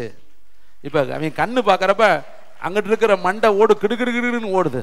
அங்கிட்டு இருக்கிற கை அதா உடியாருது, இங்கிட்டு இருக்கிற காலு அதா உடியாருது, இங்கிட்டு இருக்கிற ஒரு விரல் அதா உடியாருது. எல்லாம் வெட்டி வெட்டி வெட்டி துண்டு துண்டா போட்டிருக்கேன். அல்ல அங்கிட்ட அங்கிட்டு நாய்கள் நரிகள் கடிச்சு இழுத்து கொண்டு போய் பிச்சு எரிஞ்சிருச்சு. உடம்ப பிச்சு இழுத்துட்டு போறப்ப கை வேற காலு வேற தலை வேற பிச்சு எங்கிட்ட எங்கிட்ட கொண்டு போட்டிருக்கோம். இவன் எலும்பு எதுன்னு இவனுக்கே தெரியாது. ஆனா படைச்சவருக்கு தெரியும் இல்லையா? அந்த எலும்பு எங்க கிடந்தாலும் இழுத்து கொண்டு வந்து சேர்த்துருவார். கைத்தட்டி கர்த்தருக்கு நன்றி சொல்லுங்க. எங்க கிடக்குதுன்னு தெரியாது. இந்த சபைக்கு எத்தனை பேர் வரணும்னு கர்த்தருக்கு தெரியும். அந்த எலும்பு எங்க கிடக்குன்னு தெரியாது, சரீரம் எங்க கிடக்குன்னு தெரியாது, ஆத்துமா எங்க கிடக்குன்னு தெரியாது. ஆனா இழுத்து கொண்டு வர்றார். போசுராவின் ஆடுகளை போல கடைசி நாள்ல நான் எல்லாத்தையும் கூட்டி சேர்த்துருவேங்கிறார். கைத்தட்டி கர்த்தருக்கு நன்றி சொல்லுவோம். எல்லாரும் ஒரு நாளைக்கு உலகம் பூரா யூதர்கள் கிடக்குறாங்க இல்லையா, அவங்களை எல்லாம் கடைசியில ஒரு நாள் கூட்டி சேர்ப்பாராம். அந்த கூட்டம் ஒரு நாள் கூடுறப்ப கர்த்தருடைய வருகை வந்துடும். ஒரு நாளைக்கு நம்மளை கூட்டி சேர்ப்பார். நிச்சயமா நம்மளை எல்லாரும் அங்கங்க சிதறி கிடக்கிறவங்க எல்லாம் ஒரு நாளைக்கு நம்ம ஒன்று கூடுவோம். நம்ம இணையும் பொழுது எழுப்புதல் வந்துடும். சடுதியாய் சிறைச்சாலையின் அஸ்திவாரங்கள் அசையும்படி பூமி மிகவும் அதிர்ந்தது. உடனே கைத்தட்டுங்க, கதவுகள் எல்லாம் திறவுண்டது. கைத்தட்டுங்க, எல்லாருடைய கட்டுகளும். ப்ராஃபட்டிக் புரியுதா? அமைதியா நீங்க இருக்கிறீங்க. எல்லாருடைய கட்டும், அங்க இருக்கிறவன் நல்லவன் கெட்டவன் போனவன் வந்தவன் உட்கார்ந்தவன் எந்திரிச்சவன் எல்லா ஜெயில இருக்கிற பூரா பேத்து கட்டும் படக்குன்னு வந்துருச்சு. யார் யாரவன் கட்டி வச்சானோ எல்லா கட்டும் புடிங்கிட்டு போயிருச்சு. எல்லாரும் கட்டவிழ்க்கப்பட்ட கலைமான்களாக பெண்மான்களாக விடுதலை பெற்ற நப்தலிகளாக எல்லாரும் மாறிட்டாங்க. கை தட்டுங்க பார்க்கலாம். இப்ப இதுக்கு என்ன இங்க நடந்த ட்ரிக் என்ன? இவங்க என்னதான் பண்ணுனாங்க? ஜெபம் பண்ணாங்களா? பாட்டு பாடுனாங்க, ஜெபம் பண்ணுனாங்க, பாட்டு பாடுனாங்க, ஜெபம் பண்ணாங்க. கையை தட்ட முடியல, கை கட்டி இருக்குது, கால் கட்டி இருக்குது. ஆனாலும் கர்த்தரை துதிச்சு துதிச்சு துதிச்சு துதிச்சு துதிச்சு பாட பாட பாட பாட முழு பரலோகமும் இறங்க ஆரம்பிச்சிருச்சு. உங்க வீட்லயும் நீங்க பாடுங்களே. ஜெயிலையே பாட முடியும்னா, சிங்கக்கபியில பாட முடியும்னா, தீக்குள்ள பாட முடியும்னா, யோனா போய் மீன் வயிற்றுக்குள்ள பாடி ஆடி துதிச்சு ஜெபம் பண்ண முடியும்னா, உன் வீட்டுக்குள்ள உன் ரூமுக்குள்ள நீ தங்கி இருக்கிற இடத்துல பாட முடியலன்னா உன்னை விட சோப்பலாங்கி உலகத்துல யார் இருக்கு கேட்டா செபிக்கவே முடியல பிரதர். வேற எதையாவது ஒன்று சொல்லுங்க பிரதர். நல்ல இட்லியை கொடுங்க, பணியாரத்தை கொடுங்க, தோசையை கொடுங்க, சாப்பாட்டை போடுங்க, சாப்பிட்றோம். செவிக்க சொன்னா அதுதான் பிரதர் முடியாது. கொட்டாவி வருது. அது கொட்டாவி கிடையாதுங்க, அது கெட்ட ஆவி. அது உன்னை செபிக்க விடாத அளவுக்கு வேதத்தை எடுப்பாங்க, அப்படியே தூங்கி விழுவாங்க, அப்படியே தள்ளாடிக்கிட்டே. அப்போ பிசாசு பார்க்குறவே படித்தானா பரலோகம் போயிடுவானே, தூங்க விட்டுருவோம். ஜெபம் பண்ண உட்காருவாங்க, ஒரு பாட்டு படிக்கங்காட்டி வாயை 4 தடவை வாயை பொழந்துட்டு அப்படியே தூங்கிடுவோம். அப்போ சொல்லுவாங்க, ஜெபம் பண்ணால் அப்படி தூக்கம் வருது பிரதர். இது என்ன தெரியுமா? ஆவிக்குரியவன் எல்லாவற்றையும் ஆராய்ந்து நிதிமை. இது பிசாசு. உன்னை செபித்து நீ பரலோகத்துக்குள்ளே போய்விடாதபடி அது உனக்குள்ள சோம்பலின் ஆவி, தூக்கத்தின் ஆவி, அயர்ந்த நித்திரையின் ஆவி, உன்னை ஏமாத்துற வஞ்சக ஆவி. அதை நீ புரிஞ்சுக்காம என்ன பண்ணுறது? சர்ச்சுக்குள்ளே தான் கொள்ள பேத்துக்கு தூக்கம். அப்படியே வந்து உட்காந்தோன்னே இந்த ஃபேனு காத்துக்கு அதுக்கும் எப்படி இருக்குன்னு தெரியுமா? அப்படியே சும்மா எப்படா முடிப்பார், சரி அவர் முடிக்கிற வரையும் முடிக்கட்டும், அதுக்காட்டி 4 தடவை பரலோகம் போயிட்டு வந்துடலான்னா தூக்கத்தில் வேணால் பரலோகம் போகலாம், நிஜமாக போகவே முடியாது. ஐத்திக மேலேருந்து கீழே விழுந்த கதை தான். அதனால் வந்து உட்காந்தா எப்படி இருக்கணும்? உட்காந்து என்ன சொல்கிறாங்கன்னு கவனிக்கணும். லீதியாளுடைய இருதயம் நமக்குள்ளே வரணும். வந்தோடனே கவனச்சிதறல் வரக்கூடாது. எல்லாமே பிசாசோட டெக்னிக்கல். முக்கியமான வசனம் சொல்கிறப்ப அங்கிட்டு கவனம் சிதறிடும். அப்போ எப்படி இருக்கும்? அப்போ எவ்வளவு நம்ம அலர்ட்டாக உட்காந்து கர்த்தருடைய வார்த்தையை நம்ம கவனிக்கணும். 3 நாளாக உட்காந்துருக்காங்க. நம்மளை மாதிரி தானே உட்காந்துருப்பேன். நமக்குள்ளே இவ்வளோ குஷன் சீட்டுங்க, ஃபேன் காத்துங்க. அவன் மலையிலங்க ஒன்றுமே கிடையாதுங்க. அவர் மலையில் ஏறினார், உட்கார்ந்தார், பிரசங்கம் பண்ணார். 3 நாள் உட்காந்துருக்காங்க. 3 நாள் என்ன பேசினார்? ஆவியில் எளிமையுள்ளவர்கள் பாக்கியவான்கள், இரக்கம் உள்ளவர்கள் பாக்கியவான்கள், பசி தாகம் உள்ளவர்கள் பாக்கியவான்கள், இப்படி தானே பேசிக்கிட்டு இருக்காரு. இந்த பிரசங்கத்துக்கு கூட்டம் நிரம்பி வழியுது. ஏன்னா பேசுகிறவர் கிருபை உள்ளவர், கிருபாசனபதி, மகிமையின் தேவன், அவர் காருண்ய தேவன், இரக்கத்தின் தேவன். அதனால மக்கள் எல்லாம் அப்படியே கேட்டுக்கிட்டே இருக்கான். மறந்துட்டேன், உலகத்தையே மறந்துட்டேன். அப்போ நீங்களும் வசனத்தை கேட்குறப்ப பற்றுதெல்லாம் நம்ம கேட்கணும், தாகத்தோடு கேட்கணும். கர்த்தர் பேசுகிறாரு, ஆவியானவர் பேசுகிறார் அப்படிங்கிற அந்த எண்ணம் உங்களுக்குள்ள வந்துட்டா அப்படியே அருமையாக நம்ம கேட்க ஆரம்பிச்சு. உங்களுக்கு ஒரு டீச்சர் பிடிச்சிட்டாங்கன்னா அவங்க பாடம் உங்களுக்கு பிடிச்சி போயிடும். பார்த்துருக்கிறீங்களா? ஒரு டீச்சரை பிடிச்சாலே அவங்க நடத்துகிற பாடம் பிடிக்கும். டீச்சரை பிடிக்கலைன்னா என்ன பிரசங்கம் பண்ணாலும் பிடிக்கவே பிடிக்காது. அப்போ பிடிக்கணும். நமக்கு முதலாவது வந்து ஒரு அட்ராக்டிவ் இருந்தால் தான் கபக்குன்னு என்ன பண்ணும், வார்த்தை நமக்குள்ளே போகும். அருமையான தம்பி தங்கச்சி, இன்னும் எங்கெல்லாம் மகிமை இருந்துச்சு, இன்னும் நிறைய காரியம் இருக்குது. யாத்திரையாகமம் 33:18 மோசேக்கிட்ட கர்த்தர் சொல்கிறாரு, தேங்க்யூ வண்டர்ஃபுல் த ஹோலி ஸ்பிரிட். யாத்திரையாகமம் 33:18 வாசிக்கலாமா? நான் ஒரு 2 வசனம் முடிச்சிட்றேன். தேங்க்யூ. ரீபாலா நதி கலா ரபா. எனக்கு மகிமையை மோசையுடைய ரொம்ப ஆசை. முகமுகமாக மோசை பார்த்தான். கர்த்தர் மோசையை கொண்டு பெரிய காரியம். இப்போ இன்னொரு கேள்வி அவனுக்கு எக்ஸ்ட்ரா பெட்டிங் போட்டு கேட்குறேன். கொஞ்சம் மகிமையை நான் பார்க்கிட்டா நல்லா இருக்குமே, உன் மகிமையை எனக்கு காண்பித்தருளும். அப்போ கர்த்தர் அவனுக்கு ஒரு பதில் கொடுக்குறாரு. நீ மகிமையை பார்க்கணும்னா 22 வசனம் 21 பின்னும் கர்த்தர், இதோ என் அண்டையில் ஒரு இடம் உண்டு, நீ அங்கே கண்மலையில் நில்லு, என் மகிமை கடந்து போகும் பொழுது நான் உன்னை அந்த கண்மலையின் வெட்டிப்பிலை வைத்து நான் கடந்து போகும் மட்டும் என் கரத்தினால் உன்னை மூடுவேன், பின்பு என் கரத்தை எடுப்பேன், அப்பொழுது என் பின்பக்கத்தை காண்பாய், என் முகமோ. இப்போ மகிமையை பார்க்கணும்னா கண்மலையில் போய் நிற்கணும். அந்த கண்மலை யார் தெரியுமா? இயேசு. பக்கத்தில் சொல்லுங்கள், இயேசுக்கிட்ட வந்துட்டீங்கன்னா மகிமையை நீங்கள் பார்த்துடலாம். இயேசுவை பிடிச்சிக்கணும். ஏன்னா அவர் தான் மகிமைக்கு சொந்தக்காரர். அவர் தான் உங்களுக்கு மகிமையை காண்பிக்க போகிறவர். அவர் தான் சொன்னார், விசுவாசித்தால் மகிமையை காண்பாய். இப்போ மோசைக்கு நீ மகிமையை பார்க்கணும்னா எங்கே வரணும்? கண்மலை கிட்ட வாப்பா, அது வெடிப்புக்குள்ளே வந்து நில்லு, அந்த காயத்துக்குள்ளே வந்து நில்லு. ஏசப்பாவனுடைய காயத்தை தான் அங்கே மீனிங் காட்டுறாரு. நடக்க போகிற சம்பவத்தை அவர் சொல்கிறாரு. அந்த கண்மலையின் வெடிப்புக்குள்ளே நீ வந்துட்டேன்னா நான் கடந்து போவேன், என் பின் சாயலை. அப்படின்னா நான் பிதாவாக இருக்கிறேன், என் பின் சாயல் யார் தெரியுமா? இயேசு கிறிஸ்து. அந்த சாயலை நீ என்ன செய்யலாம்? பார்க்கலாம். அப்போ மகிமையை பார்க்குற ஒரு இடம் எங்கே தெரியுமா? இயேசு. இயேசுக்கிட்ட வந்துட்டீங்கன்னா பிதாவினுடைய மகிமையை நீங்கள் பார்க்கலாம், ஆவியானுடைய மகிமையை நீங்கள் பார்க்கலாம், சபையினுடைய மகிமையை நீங்கள் பார்க்கலாம், பரலோகத்தினுடைய மகிமையை நீங்கள் பார்க்கலாம். சகல மகிமையும் பார்க்கறதுக்கு ஒரே ஒருத்தர் இயேசு கிறிஸ்து தான். அவர்கிட்ட நீங்கள் வந்துட்டீங்கன்னா நான் எங்கே இருக்கிறேனோ அங்கே என் ஊழியக்காரனும் இருப்பான். நாங்கள் எங்கே உட்கார்ந்து இருக்கிறேனோ அங்கே என்னண்டையில் அவனும் என்ன பண்ணுவேன்? உட்காருவேன். நம்மளை கர்த்தர் என்ன சொல்லியிருக்காரு தெரியுமா? வேலைக்காரன்னு சொல்லலை, என் சகோதரன்னு என்று சொல்லியிருக்கிறார். அவர்கள் உங்களை சிநேகிதர் என்று சொல்றார். உங்களை சிநேகிதர்களாக அவர் தெரிந்து கொண்டார், சிநேகிதிகளாக அவர் தெரிந்து கொண்டார். அப்ப இன்னைக்கு கர்த்தர் உங்களோடு பேசுகிற கடைசி வார்த்தை சொல்லி முடிக்கிறேன். யாத்திரையாகமம் 40:34 வாசஸ்தலத்தையும் பலிபீடத்தையும் சுற்றி பிரகாரத்தையும் நிறுத்தி பிரகாரங்களில் தொங்குதிரையை தொங்க வைத்தான். இவ்விதமாய் மோசே வேலையை முடித்தான். அப்பொழுது ஒரு மேகம் ஆசரிப்பு கூடாரத்தை கர்த்தருடைய மகிமை வாசஸ்தலத்தை நிரப்பிற்று. மேகம், அந்த மேகம் அதன் மேல் தங்கி கர்த்தருடைய மகிமை வாசஸ்தலத்தை நிரப்பினதனால் மோசே ஆசரிப்பு கூடாரத்தில் பிரவேசிக்க கூடாமல் இருந்தது. வாசஸ்தலத்தில் இருந்து மேகம் மேலே எழும்பும் பொழுது இஸ்ரவேல் புத்திரர் பிரயாணம் பண்ண புறப்படுவார்கள். மேகம் எழும்பாதிருந்தால் அது எழும்பும் நாள் வரைக்கும் பிரயாணம் பண்ணாதிருப்பார்கள். இஸ்ரவேல் வம்சத்தார் பண்ணும் எல்லா பிரயாணங்களிலும் அவர்களுடைய எல்லாருடைய கண்களுக்கும் பிரத்யட்சணமாக பகலிலே கர்த்தருடைய மேகமும் இரவிலே அக்னியும் வாசஸ்தலத்தின் மேல் தங்கிற்று. எல்லாரும் எழும்பி நிற்கலாமா? ரீபா ரபா ரீபா லரானா தீகல ரபா. இன்னைக்கு அதே மகிமை இந்த இடத்துல இருக்கிறது. கர்த்தருடைய ஆவியானவர் உங்களை மகிமைப்படுத்த போகிறாரு. இன்னைக்கு ஆண்டவர் கொடுத்த ஒரு அருமையான ரிவைவல் வேர்டு என்ன தெரியுமா?